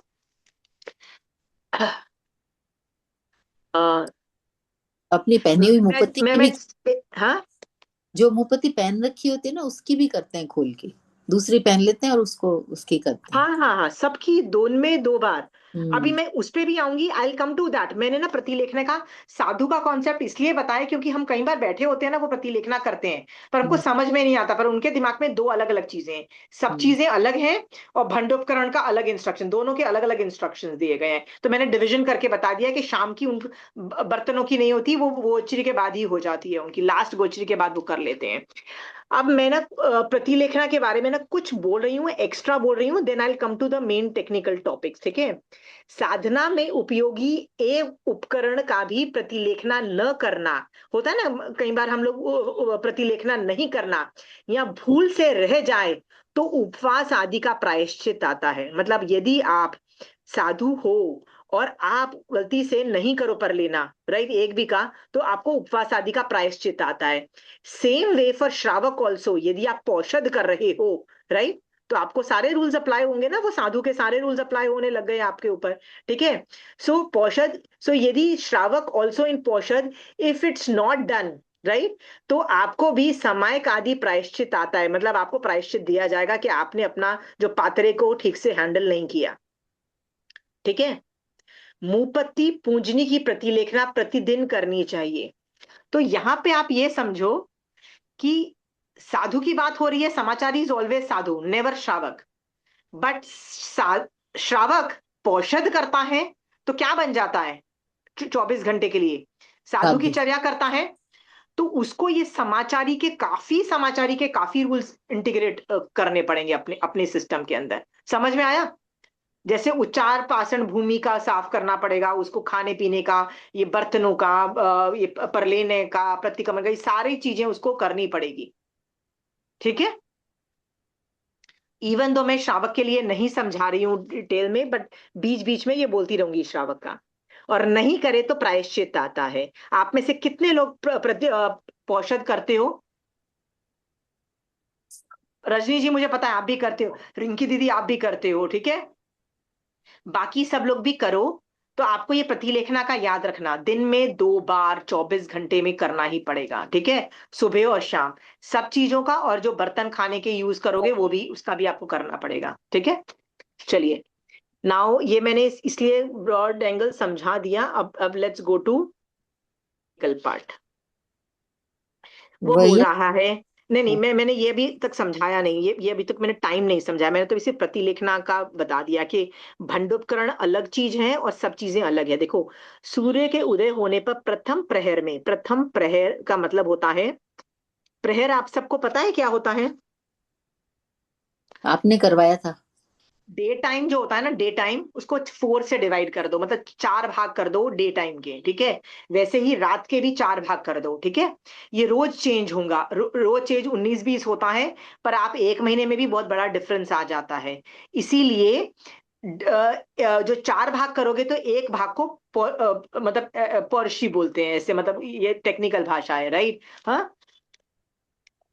सो वो बोल रहा है कि एक जो प्रहर है, प्रथम प्रहर के चौथे भाग में भंडोपकरण की प्रतिलेखना करें। ठीक है। तो कंचन आंटी ने बोला कि ये चौथा भाग का पहले जमाने में हुआ करता था, जब खाना पीना लोग इतना नहीं करते थे, ब्रेकफास्ट हमारा सा सुबह सुबह लोगों के घर खाना ही नहीं बना हुआ होता था, तो लोग इतनी जल्दी बनाते ही नहीं थे, तो चौथे भाग में बोलते थे। पर आजकल पहले यदि गोचरी लेने से पहले आपको प्रतिलेखना करना पड़ेगा, तो आप चौथे भाग में नहीं करके पहले भाग में भी करो तो कोई प्रॉब्लम नहीं है। देखो, करना सब कुछ प्रथम भाग में, तो मैंने यहाँ पे एनी लिख दिया है, ANY। एनी का मतलब है प्रथम प्रहर के चौथे भाग में भंडोपकरण की प्रतिलेखना करें। ठीक है। मैंने यहाँ पे एनी लिख दिया। और उसके बाद और ये करने के बाद, राइट, गुरु महाराज को वंदन करके हाथ जोड़कर पूछें, हे भगवान, इस समय मुझे क्या करना चाहिए। मतलब बेसिकली गुरु के पास जाके आप वो वाली समाचारी है ना, गुरु से पूछ रहे हो कि मैं क्या करूं, स्वाध्याय करूं या व्यायाम करूं, आपकी आज्ञा जो है वो करनी है। ठीक है। अम ये जो रूल है ना, ये ब्रॉड एंगल है, ये थोड़े से चेंजेस होते हैं इसके अंदर, पर ये बात पक्की है कि प्रतिलेखना पहले प्रहर के अंदर ही होती है। आप you can not do it in second प्रहर और उसके बाद नहीं करते हो। ठीक है। मैंने यहाँ पे लिखा है, पात्रों के सिवाय सभी उपकरण। देखो ये मैंने बताया ना कि इसकी जो होती है ना प्रतिलेखना, उसका अलग टाइमिंग है, मतलब वो पहले ही सुबह सुबह ही हो जाता है। ठीक है। इसको आप पात्रों को छोड़ के सभी दो डिवीजन कर लिए, मतलब जो जो चीजें हैं। तो ये वाला टॉपिक समझ में आ गया आपको? ये टॉपिक समझ में आ गया प्रतिलेखना का? हम्म। ठीक है, चलिए यहाँ से पढ़िए। वैयाव्रत में नियुक्त साधु को चाहिए कि वह बिना ग्लानि के वैयाव्रत करे, अथवा स्वाध्याय में नियुक्त साधु को चाहिए कि समस्त दुखों से मुक्त कराने वाली स्वाध्याय में दत्तचित होकर लग जाए। ओके, मान लो किसी को स्वाध्याय अच्छा लगता है पर उसको व्यावच मिल गया, या जिसको व्यावच अच्छा लगता है उसको स्वाध्याय मिल गया। गुरु ने जो आज्ञा दे दी ना, उसको उत्साह के साथ करना है और ये सोचना है कि यही मुझे सारे दुखों से मुक्त करा के केवल ज्ञान करवा देगी, क्योंकि मेरे गुरु ने बोला ये करने को। उत्साह विल क्रिएट निर्जरा। याद रखना, कंचन आंटी भी ये वर्ड्स बोलती है कि उत्कृष्ट रसायन आए तो, राइट, तब जाके कुछ निर्जरा एक्ट बहुत हाई लेवल की होती है। आपको यदि निर्जरा करनी है हाईएस्ट लेवल की, तो आपको रसायन चाहिए। जो भी चीज बोला जाए उसमें रसायन लाओ। ठीक है। नेक्स्ट। विचक्षण साधु दिन के 4 भाग करे, इसके बाद दिन के चारों भागों में उत्तर गुणों का सेवन करे, स्वाध्याय आदि करे। ओके, उत्तर गुण का मतलब क्या होता है? बाद में करने योग्य। ठीक है, बाद में करने योग्य। तो कई चीजें ना बहुत जरूरी होती है। जैसे मैंने आपको बोला ना कि प्रतिलेखना बहुत स्पेसिफिक टाइम पे ही होती है। मैं दूसरे प्रहर में कर लूंगी ऐसा नहीं होता है। ठीक है, आपको जब करना है आपको करना है। तो उत्तर गुण का मतलब होता है, उत्तर का मतलब होता है बाद में करने वाली चीजें। ठीक है। तो बाद में क्या करनी है वो आप बाद में कर रहे हो। तो यहाँ पे बोल रहा है कि विचक्षण साधु 4 भाग करे और उसके बाद दिन में चारों भागों में उत्तर गुण का सेवन करे। उसके बाद आप स्वाध्याय कर सकते हो, गोची और दूसरी चीजें लेने जा सकते हो। दूसरी चीजें करो जिसमें आप बेसिकली और दूसरे ड्यूटीज निभा सकते हो। ठीक है, चलिए। प्रथम प्रहर में स्वाध्याय करे, दूसरे प्रहर में ध्यान करे, तीसरे प्रहर में भिक्षाचार्य करे और चौथे प्रहर में पुनः स्वाध्याय करे। ओके, अब इस ये भी ना ब्रॉड एंगल बोला गया है। ये क्या साधु सिर्फ स्वाध्याय करता है, ध्यान करता है, भिक्षा लेता है और स्वाध्याय करता है? क्या दूसरे व्यावच कब करेगा, दूसरी चीजें कब करेगा? इसलिए ना ये ब्रॉड एंगल बोला गया है। ब्रॉड एंगल का मतलब है रफ अराउंड एस्टिमेशन दिया गया है। तो यहाँ पे ये लिखा है, ये गाथा सामान्य कथन की है। ठीक है। तीसरे पैर में ही गोचरी जाना ये एकांत नियम नहीं है। देखो यहाँ पे क्या बोला गया है, तीसरे प्रहर में भिक्षा जाए। ठीक है। पहले जमाने में ना ऐसा होता था कि खाना सुबह सुबह नहीं बनता था तो थोड़ा लेट जाया करते थे, क्योंकि ये चीज है ना आचारांग सूत्र में भी लिखा गया है, या देखो यहाँ पे भी लिखा है कि भगवती सूत्र में लिखा गया है। देखो भगवती सूत्र में लिखा गया है कि पहले प्रहर में लाया हुआ आहार पानी चौथे प्रहर में करता हुआ साधु साध्वी को कालांतरिक्रमण दोष लगता है। मतलब पहले प्रहर में मैंने लेके आई हूं और मैं थर्ड प्रहर तक मुझे खाना खा लेना चाहिए, खाना पानी। ठीक है। बट यदि मैं चौथे प्रहर में उसको यूज वापरती हूँ तो मुझे काल काल का मैं अतिक्रमण करती हूँ। ठीक है। आप बोलोगे यार पहला प्रहर में लाके पूरा दिन तो मैं यूज कर सकती हूँ। यस, आप यूज कर सकते हो, राइट। बट भगवान ने ना उसको भी छोटा कर दिया। क्या बोला? 3 प्रहर तक आप कर सकते हो। इसलिए महाराज क्या करते हैं, दूसरे प्रहर में ये सब चीजें लेना चाहते हैं तो वो लास्ट प्रहर तक यूज कर सकते हैं। क्या आपको बात ये पता थी कि तीसरे प्रहर तक ही आप यूज कर सकते हो, चौथे प्रहर में नहीं जाओगे आप? ठीक है। एक और बात भी ये बताइए, इससे इससे ये प्रूव होता है कि आप पहले प्रहर में भी गोचरी जाते हैं। ठीक है, आजकल हमने देखा है ना, महाराज पहले प्रहर में ही तो पानी लेने आते हैं, खाना लेने आते हैं ना, राइट। सो ये एकांत नियम नहीं है कि तीसरे प्रहर में ही भिक्षा लिए, रफ राउंड बोला गया है। ठीक है, और है यहाँ पे लिखा है तीसरे प्रहर में ही गोचरी जाने का एकांत नियम नहीं है। 10वीं कालिक सूत्र में लिखा हुआ है 5वें अध्ययन में, जिस गांव में भोजन का जो समय हो उस समय गोचरी जाना चाहिए, नहीं तो दोनों को कलेश होता है, देने वाले और लेने वाले को दोनों कलेश होता है। आपके घर खाना नहीं बना और मैं पहुंच जाऊं गोचरी के लिए, खाना लेने के लिए, तो आपको कितना बुरा लगेगा ना कि देखो मैंने खाना ही नहीं बना, साधु मेरे घर से आके चले गए। तो दोनों कलेशित होते हैं, इसीलिए go according to the time of those place. ठीक है, इसलिए बताया गया है कि ये एकांत नियम नहीं है। ठीक है, अब मैं ना ये वाला टॉपिक फिर से मैं ये बताती हूँ कि इस टॉपिक, ये जो लाइन कहाँ यूज होती है। आप बोलोगे ये जनरल स्टेटमेंट है, जनरल स्टेटमेंट है, तो फिर इस सेंटेंस का फायदा क्या है, मैं आपको बताती हूँ। ये जनरली बहुत यूज्ड होता है कि पहले पहर में स्वाध्याय करें या फिर ध्यान करें, राइट। दूसरे पहर में मतलब जितना तुम स्वाध्याय कर रहे हो ना, उतना या उससे ज्यादा ध्यान करना है आपको। मतलब स्वाध्याय का मतलब होता है वाचना, पूछना, परिवर्तन, जब आप एसिमिलेट करते हो इंफॉर्मेशन। ठीक है, पर जो दूसरे पैर में जो उसका ध्यान होता है ना, उसमें परिवर्तना, अनुप्रेक्षा सब कुछ होता है, वो ज्यादा होता है, ज्यादा होता है और बाद में होता है। आपको पता है गौतम स्वामी जैसे गणधर, जितने भी गणधर थे, क्या वो तो महावीर स्वामी भगवान की वाणी सुनते थे किसके अंदर, संवत्सरण के अंदर बैठ के? तो वो तो अनुप्रेक्षा करने की उनको जरूरत नहीं होगी ना, कायोत्सर्ग करने की उनको जरूरत नहीं होगी, ध्यान करने की जरूरत नहीं होती है। ऐसा नहीं है, वो इतने हाई लेवल के जो गणधर होते हैं ना, वो भी भगवान से जो सुन के आते हैं ना, वो आके उस पे कायोत्सर्ग करते हैं कि भगवान ने ये बोला, मेरी लाइफ में कैसे कहाँ कहाँ अप्लाई हो रहा है, कहाँ कहाँ अप्लाई नहीं हो रहा है, मैं कैसे उसको ठीक करूं, कैसा मैं अपना जीवन और भगवान की बातों के अनुसार बनाऊं, ये सब सोचते हैं। सो मैं ये सेंटेंस से आपको सिखाना चाहती हूँ, आपने आगम तो पढ़ लिया ना, पढ़ते हो रोज आगम, उस पर अनुप्रेक्षा कितना करते हो? कई लोगों के ना स्वाध्याय के पचकान होते हैं कि हमको रोज 50 गाथाएं करनी है। ठीक है, तो 50 गाथाओं में आपको कितना टाइम लगा बताइए, कि रफली कितना टाइम लगता है? कोई स्पीड में भी करे तो कितनी गाथा, 50 गाथाओं का कितना लगता है टाइम? 5 से 10 मिनट लग गए। बाकी की जो समायक है 40 50 40 मिनट की, उसमें अनुप्रेक्षा करो जो वो 50 गाथाओं में लिखा है। आपको उसका मीनिंग पता होना चाहिए, आप क्यों बोला जा रहा है, कैसे बोला जा रहा है, क्या मेरी लाइफ में वो हो रहा है, मेरी लाइफ को मैं कैसे चेंजेस करूं, ये सब चीजों का अनुप्रेक्षा करना ज्यादा इंपॉर्टेंट है। मतलब यदि स्वाध्याय इतना है तो अनुप्रेक्षा इतनी होनी चाहिए, बड़ी होनी चाहिए हमेशा, राइट। और हमेशा बाद में होनी चाहिए। कई लोग बोलते हैं हम स्वाध्याय कर रहे हैं ना, निर्जरा तो हो रही है ना, स्वाध्याय रूपी तप है, मतलब सूत्र रूप तप है। नहीं, स्विच ओवर मतलब मिथ्यात्व से सम्यक दर्शन और सम्यक दर्शन से मिथ्यात्व कब होता है? अनुप्रेक्षा पे होता है। अनुप्रेक्षा मतलब मैं सोचती हूँ, गलत सोचने लगी तो मैं मिथ्यात्व में चली जाऊंगी, सही सोचूंगी तो सम्यक दर्शन में चली जाऊंगी। सोचते कितने लोग हैं, मेरा सवाल ये है आप लोगों से, आप लोगों में से कितने लोग अनुप्रेक्षा करते हैं? विनीता जी करते हैं, और कौन करता है? रिंकी दीदी आप भी करते हो, नीलम जी आप करते हो?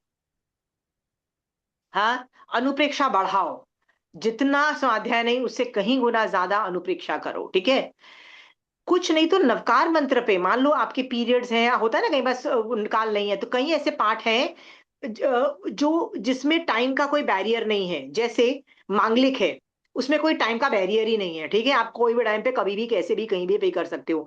आपको तो सामायिक में होने की भी जरूरत नहीं है, मुपत्ति भी नहीं हो रही, दिमाग में चल सकता है। उनमें क्या क्या चीजें हैं? नवकार मंत्र, लोगस, नमुत्थुनंग और मांगलिक, ये सब चीजें जो कि प्रतिकमन का पाठ है। जो भी चीज प्रतिकमन का पाठ होता है ना, उसका कोई टाइम नहीं होता है। ठीक है, वो आवश्यक के अंदर चला जाता है। तो आप उस पे भी अनुप्रेक्षा 24 घंटे कर सकते हो। मांगलिक पे अनुप्रेक्षा करो, ओहो ये 4 लोग ही शरण देने वाले हैं, अशरण भावना में चले जाओ। ठीक है, कहां से कहां निकल जाओगे। लोगस की अनुप्रेक्षा करो और सोचो यार, ये जो 24 ग्रेट महापुरुष थे, इन्होंने कितनों को खींच खाच के मोक्ष में भेज दिया, राइट। और मुझे सिर्फ मेरे विनय करने से मुझे भी लेके जा रहे हैं। इमेजिन करो कि ये मुझे लेके जा रहे हैं, और फिर आप उनको लास्ट में क्या बोलते हो, हे सिद्ध भगवान बस मुझे आप ही ले जा सकते हो, ठीक है, मुझे ले जाओ, मोक्ष ले जाओ। तो आपकी मोक्ष जाने की जो उत्साह है आपका बढ़ेगा, ठीक है। अनुप्रेक्षा करो, नवकार मंत्र की अनुप्रेक्षा करो। आज मैंने सुबह से नमो लोए सब साहूनंग किया, हाँ किया, फील किया सुपात्रदान की भावना भाई, नहीं भाई, यानी मुझे साधुओं से कोई लगाव नहीं है, कोई लेना देना नहीं है, मुझे मुझे प्यार ही नहीं आया आज साधुओं से, नमो की फीलिंग ही नहीं आई। किससे फीलिंग आई? अपने बच्चों की आई, अपने पति की आई, उनके खाने पीने का ध्यान रखा, उनके ठंडी गर्मी का ध्यान रखा, उनके कपड़े निकाल के देने का ध्यान रखा कि ठंडी आ गई है। क्या मैंने साधु के बारे में सोचा? हाँ, यानी मैंने नमो लोए सब साहुनंग नहीं किया, क्योंकि मैंने सुबह से सुपात्र दान की भावना नहीं पाई। ये अनुप्रेक्षा करो ना। हाँ, यदि आपने नमो अरिहंताणंग या नमो सिद्धाणंग, कैसे पता लगता है आपने किया? यदि आपने आगम पढ़े और बोला भगवान आपकी वाणी ही मुझे तारेगी, आपकी वाणी ही सब कुछ है, तो आप क्या कर रहे हो? यदि मैं आगम पढ़ती हूँ और बोलती हूँ भगवान आप, महावीर स्वामी भगवान आपकी वाणी ही मुझे तार मोक्ष ले जाएगी, यदि मैं इस एटीट्यूड में रहती हूँ, तो मैं नमो लोए सब नमो सिद्धाणं कर रही हूँ, राइट, नमो रिहंताणं कर रही हूँ। ये अनुप्रेक्षा है, करो अनुप्रेक्षा। सो ये लाइंस आपको क्या बता रही हैं, ये वाला जो मैं बता रही हूँ कि इस लाइन से मैंने बताया ना, ये जो कि जेनरिक नियम नहीं है, ये मतलब ये जनरलाइज नियम है। इसमें ये देखो कि स्वाध्याय पहले किया जाता है और उस पर ध्यान किया जाता है, ठीक है। हाँ, स्वाध्याय और ध्यान। आप सिर्फ स्वाध्याय करते हो और ध्यान नहीं करते हो, then it is not good enough. Are be very clear? अभी आप मुझे बताइए आप कितना ध्यान करते हो और कितना स्वाध्याय करते हो। बहुत टाइम हो गया मुझे आप लोगों की भी वो लेना है, परीक्षा लेनी है। कहाँ तक पहुंचे आप? आशिमा जी, हाँ, अगर महाराज साहब का व्याख्यान हमारे पास लिखा हुआ है और हम पढ़ रहे हैं तो उसकी भी अनुप्रेक्षा कर सकते हैं। उसी की करनी है, उसी की, वो तो ज्ञान रूप हुआ, उसी- स्वाध्याय वाचना रूप हाँ, हुआ, तो उसका हाँ, अनुप्रेक्षा कर सकते हो, पर अनुप्रेक्षा ज्यादा करनी है, जी ठीक है। और अनुप्रेक्षा में ना, अनुप्रेक्षा करते करते लाइक एक वैराग्य लेवल तक जाना है, क्योंकि वैराग्य ही मोहिनी कर्म को हिलाएगा, और मोहिनी कर्म हिलने से ही सम्यक दर्शन आता है। तो अनुप्रेक्षा ज्यादा करनी है, स्वाध्याय से अनुप्रेक्षा का टाइम हमेशा ज्यादा होना चाहिए, ठीक है। तो अगेन मैं आपसे पूछती हूँ, आपने अनुप्रेक्षा किसकी की सुबह से? रजनी जी, सुबह से अनुप्रेक्षा कितनी की? थोड़ी देर की, लेकिन पांचों पदों की। 5 पद की हुई, हुआ? जी। सुपात्रदान की भावना आई, उनके प्रति अहोभाव आया कि कितना ज्ञान दे रहे हैं, उनकी वजह से जिन शासन में हमको सब नॉलेज मिले, सब कुछ हुआ। हाँ, पांचों पदों का अरे, 5 पदों का हो गया, ठीक है। तो नवकार मंत्र का क्या, और किसका अनुप्रेक्षा किया रजनी जी? और मैंने आज ना एक वो लाइन किसी ने मुझे बोली थी, जो अपने उवई सूत्र में सिद्ध भगवान का जो वर्णन है ना, हाँ 22 हाँ। में, उसमें एक लाइन है उसका, किसी ने बोला था कि हमें किसी ने कहा है कि ये बहुत मतलब वो है, भाव बढ़ाने हम्म। वाली है। तो उस लाइन का मीनिंग देखा था बस। क्या लाइन का मीनिंग था? मैं लाइन मुझे याद नहीं है। मैं उसमें लास्ट में वो है अवा बहम सुखम, मतलब अव्यबाद सुख पे उस पे था। अच्छा, हाँ हाँ। उसकी उस दो लाइन की अनुप्रेक्षा की बस, थोड़ी हाँ, तो देर। जिसने ये बोला होगा ना, आई एम श्योर वो सांसारिक सुख की अभिलाषा के साथ नहीं बोला होगा, ठीक है। आई जस्ट होप सो, ठीक है। मुझे एक लक्ष्य बच्चे ने अव्य बताया, एक्चुअली संडे को हाँ, जो मैं क्लास लेती हूँ ना, उस बच्चे को मैंने ऐसे बोला ना कि सुबह उठ के और आप नवकार मंत्र करके रो, ऐसे ध्यान करो कि भाई उनका धन्यवाद और अहोभाव लाओ। तब उसने बोला कि हमारे ना चाचा ने हमें ये लाइन दी हुई है, तो मैंने कहा चलो मैं आज देखती हूँ क्या है। अच्छा ठीक तो है, ओके। उसमें देखा मैंने। अच्छा ठीक है। जी। और किसी ने क्या अनुप्रेक्षा की? मैं जस्ट ये बताना चाह रही हूँ आपको कि क्या मैं आपको पचकान दूं अनुप्रेक्षा करने के लिए, कि आप अपने आप खुद कर लोगे अनुप्रेक्षा? क्योंकि आगम पढ़ना तो मैं आपको बोल रही हूँ, पर अनुप्रेक्षा नहीं करोगे ना, तब तक सम्यक दर्शन की स्पर्शना नहीं होती है, रसायन नहीं आएगा, भाव उत्पत्ति, भाव और रसायन बोलते हैं ना, जैसे भाव ओतपोत हो जाते हो आप विनय से, वो सब नहीं होगा। तो उसके लिए क्या मैं आपको पचकान दूं? रिंकी दीदी, कितनी अनुप्रेक्षा हुई?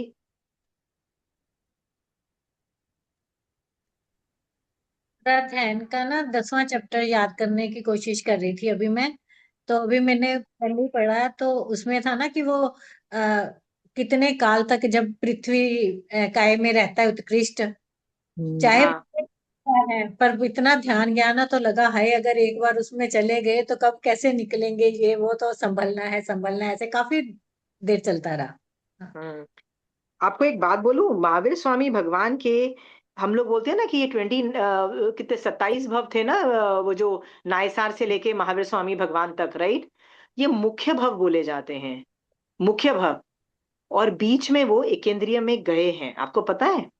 तो सोचो, सम्यक दर्शन प्राप्त करने के बाद उस जीव ने एकेंद्रिय में गया और कितने टाइम वहां रहा, और कितने बार जन्म मरण किया होगा। उसमें तो बहुत फास्ट जन्म मरण भी होता है ना। इतना करके फिर वो वापस निकला, क्योंकि मतलब वो तो मरीचि के भव में ही गिर के, वो पता नहीं कहाँ, वो तो जब राजा का बेटा बनता है ना, वो जो बहुत स्ट्रांग होता है, तब जाके सम्यक दर्शन आता है। तो बीच में बहुत रुले, बहुत रुले। तो रिंकी दीदी, जो आपने जो अनुप्रेक्षा की, जिसके अंदर आपने बोला कि मैं भी पृथ्वी काय में चली गई तो मैं मरूंगी, मतलब बहूंगी, इससे आत्मा कांपनी चाहिए और सोचना चाहिए कि भैया मैं भी वहां जाऊंगी। भगवान का जीव जा सकता है, मैं भी जाऊंगी, मैं भी मरूंगी नहीं, मुझे मोक्ष मार्ग और बढ़ाना है। ठीक है, वेरी गुड, और वेरी गुड। सीमा विनीता जी जी, आप, हाँ बोलिए। कल मैं शालीभद्र महाराज साहब का व्याख्यान लिखी हुई थी, जब उनका था हम्म चौमासा। उसमें लिखा है स्वाध्याय के 5 भेद: वाचना, प्रश्ना, परावर्तना, अनुप्रेक्षा, धर्म कथा।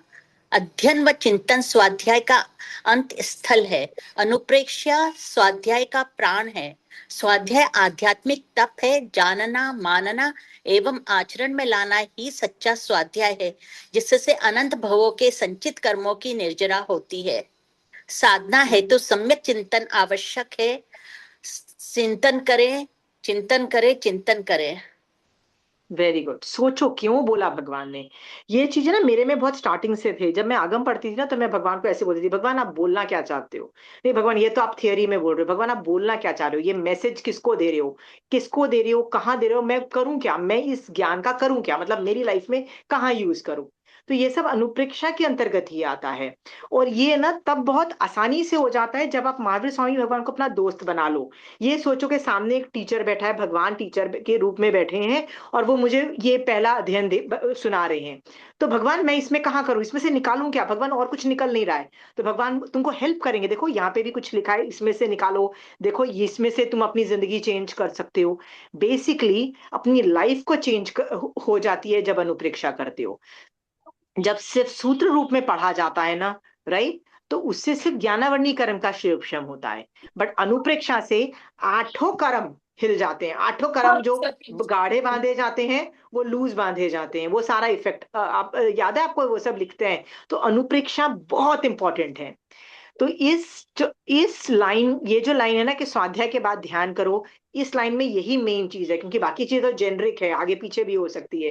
तो मेन ये लेके जाओ कि मुझे जितना स्वाध्याय कर रही हूँ मैं, मतलब जो आगम वाचना कर रही हूँ ना, उससे अनुप्रेक्षा मेरी जरूरत से ज्यादा होनी चाहिए। आप बोलोगे नहीं मैं नहीं कर सकती, तो मैं आपको एक बात बताती हूँ, ठीक है? आज आपके घर यदि ये पता लग जाए ना आपको, जैसे रजनी जी, मैं आपको एग्जाम्पल के तौर पे ताने मारती हूँ, ठीक है? आपको ये पता लग जाए कि आपके घर है ना, कोई गेस्ट आने वाला है, जैसे आपकी काकी की सास का ये होता है ना, रिश्तेदार कोई आ रहा है, ठीक है? आपको सिर्फ इतनी इंफॉर्मेशन मिली, ठीक है? पर आप इसकी कितनी अनुप्रेक्षा करते हो? अरे वो आने वाली है, मैं इसके लिए क्या खाना बनाऊं, मैं उसके ये जो टाइम है उसको कैसे फ्री करूं, मतलब ये पहले काम कर लूं या बाद में काम करूं, ये सब चिंतन अनुप्रेक्षा करते हो। फिर आप अनुप्रेक्षा करते हो कि यार वो 5 साल पहले आई थी ना, उसने मुझे ऐसे तंग किया था, या उसने मुझे ऐसा फायदा किया था, या वो आई थी उसने मुझे पुची सुरंग सिखाया था, तो मैं इस बार क्या सीखूं? मतलब आप पॉजिटिव भी जा सकते हो, नेगेटिव भी जा सकते हो किसी में। पर आप कितनी अनुप्रेक्षा करते हो एक चीज पे, जब आपको सिर्फ ये पता लगा कि वो आने वाला है आपके घर पे, ठीक है रजनी जी? तो बिल्कुल। अनुप्रेक्षा करना हर आदमी को आता है, ये बात समझो। उसको बोलते हैं ना, एक चीज में ना इधर उधर सोचना, कुछ भी सोचते रहो को अनुप्रेक्षा बोलते हैं, ठीक है? तो आगम पाठ पे ये हरकतें क्यों नहीं की जा सकती, बताओ? अड़ जाओ, महावीर स्वामी भगवान समझ ही नहीं आया आप क्या बोलना चाहते हो, पहले तो प्रूव करो कि आप क्या बोल रहे हो, पहले तो क्लेरिफाई करो, नहीं समझ में आ रहा, नहीं समझ में आ रहा, अड़ जाओ वहां पे, आर्ग्यूमेंट करो ना भगवान से, भगवान ऐसा क्यों बोल रहे हो, कीप ऑन डूइंग। वो अनुप्रेक्षा के अंतर्गत चला जाता है। रजनी जी, समझ में आया? मैंने भी जैन धर्म ऐसे ही सीखा। मैं भगवान से यही महावीर स्वामी योगानंद से बोलते, भगवान ये जो बोला है ना बहुत डिफिकल्ट है, मेरे बस की नहीं है। तो भगवान बोलते थे पर ये तेरे लिए थोड़ी ना, ये तो साधु के लिए है, right? You mind your own business ना, लाइक यू कैन नॉट। अब मैं सब कुछ तेरे को तो नहीं पढ़ाऊंगा ना, कुछ साधु के लिए पढ़ाऊंगा, राइट? या किसी भव में तू साधु बनेगी तब तू ये कर लियो, ठीक है? तो इस तरह से ना कई चीजें ना भगवान से आर्ग्यूमेंट करके आता है, ठीक है? हाँ, कई चीजें भगवान को बोलता है, भगवान ये चीज अच्छी तो है पर जैसे भगवान ने बोला क्रोध मत करो, भगवान ये अच्छी तो है पर भगवान होता नहीं है, मतलब मेरे से, मतलब मैं जीरो नहीं कर पाऊंगी, मैं नहीं कर पाऊंगी। तो भगवान बोलते हैं चलो कोशिश करो, देखो कि कहाँ तक कम कर सकते हो, ठीक है? हाँ, एटलीस्ट इसको अनंत अनुबंध वाला लेवल तक मत लेके जाओ, ठीक है? हाँ, इस तरह से ना you can argue with Mahavir Swami Bhagwan, ठीक है? ये भी एक तरीका है अनुप्रेक्षा करने का, ठीक है? मैंने ये सारे एग्जाम्पल्स आपको इसलिए दिए हैं कि आज के बाद ऐसा मेरा कोई स्टूडेंट नहीं होना चाहिए जो अनुप्रेक्षा ना करे। अनुप्रेक्षा से ही आप में रसायन आएगा, अनुप्रेक्षा से ही आप भाव विभोर हो जाओगे, राइट? और आप हिल जाओगे कि बॉस बोला क्या आपने, सामने वाले ने बोला कैसे, ठीक है? और वो जो भाव भाव विभोर होगा ना, उसी से सम्यक दर्शन एक्टिवेट होता है, ठीक है? भाव से मोहिनी कर्म कंट्रोल होता है, वैराग्य आता है, लगता है यार इस संसार क्या बचा रखा है, ठीक है? हाँ, आप संसार को बेकार समझ के मोहनीय कर्म पे वर्क करते हो और सम्यक दर्शन प्राप्त करते हो। और जैसे ही सम्यक दर्शन आएगा वो चारित्र में आएगा ही आएगा, वो चीज अपने आप चारित्र लेके आएगी, वो उसका काम है, ठीक है? इसीलिए आज मैं पचकान नहीं दे रही हूँ, बट एटलीस्ट जितना पढ़ रहे हो ना उससे कहीं गुना ज्यादा टाइम, डबल या 3 गुना टाइम अनुप्रेक्षा में लगाओ, ठीक है? हाँ, जैसे आज मैंने पढ़ा है ना, पुण्य भोगने योग्य नहीं है, राइट? राइट, पुण्य छोड़ने योग्य है और पाप भोगने योग्य है। इस लाइन पे अनुप्रेक्षा कर लो, ठीक है? आप और मैं महावीर स्वामी भगवान की इन बातों पे अनुप्रेक्षा करते रहेंगे तो आप और मैं जरूर सम्यक दर्शन प्राप्त करके जल्दी से जल्दी मोक्ष जाएंगे। इसी शुभ भाव के साथ महावीर स्वामी भगवान आपकी आज्ञा से चत्तारी मंगलम, अरिहंता मंगलम, सिद्धा मंगलम, साहू मंगलम, केवली पनतो धमो मंगलम। चत्तारी लघुत्तमा, अरिहंता लघुत्तमा, सिद्धा लघुत्तमा, साहू लघुत्तमा, केवली पनतो धमो लघुत्तमो। चत्तारी शरणम पौजामि, अरिहंते शरणम पौजामि, सिद्धे शरणं पौजामि, साहू शरणं पौजामि, केवली पनतो धमो शरणं पौजामि। जय जिनेन्द्र। प्रणाम आशिमा जी, थैंक यू।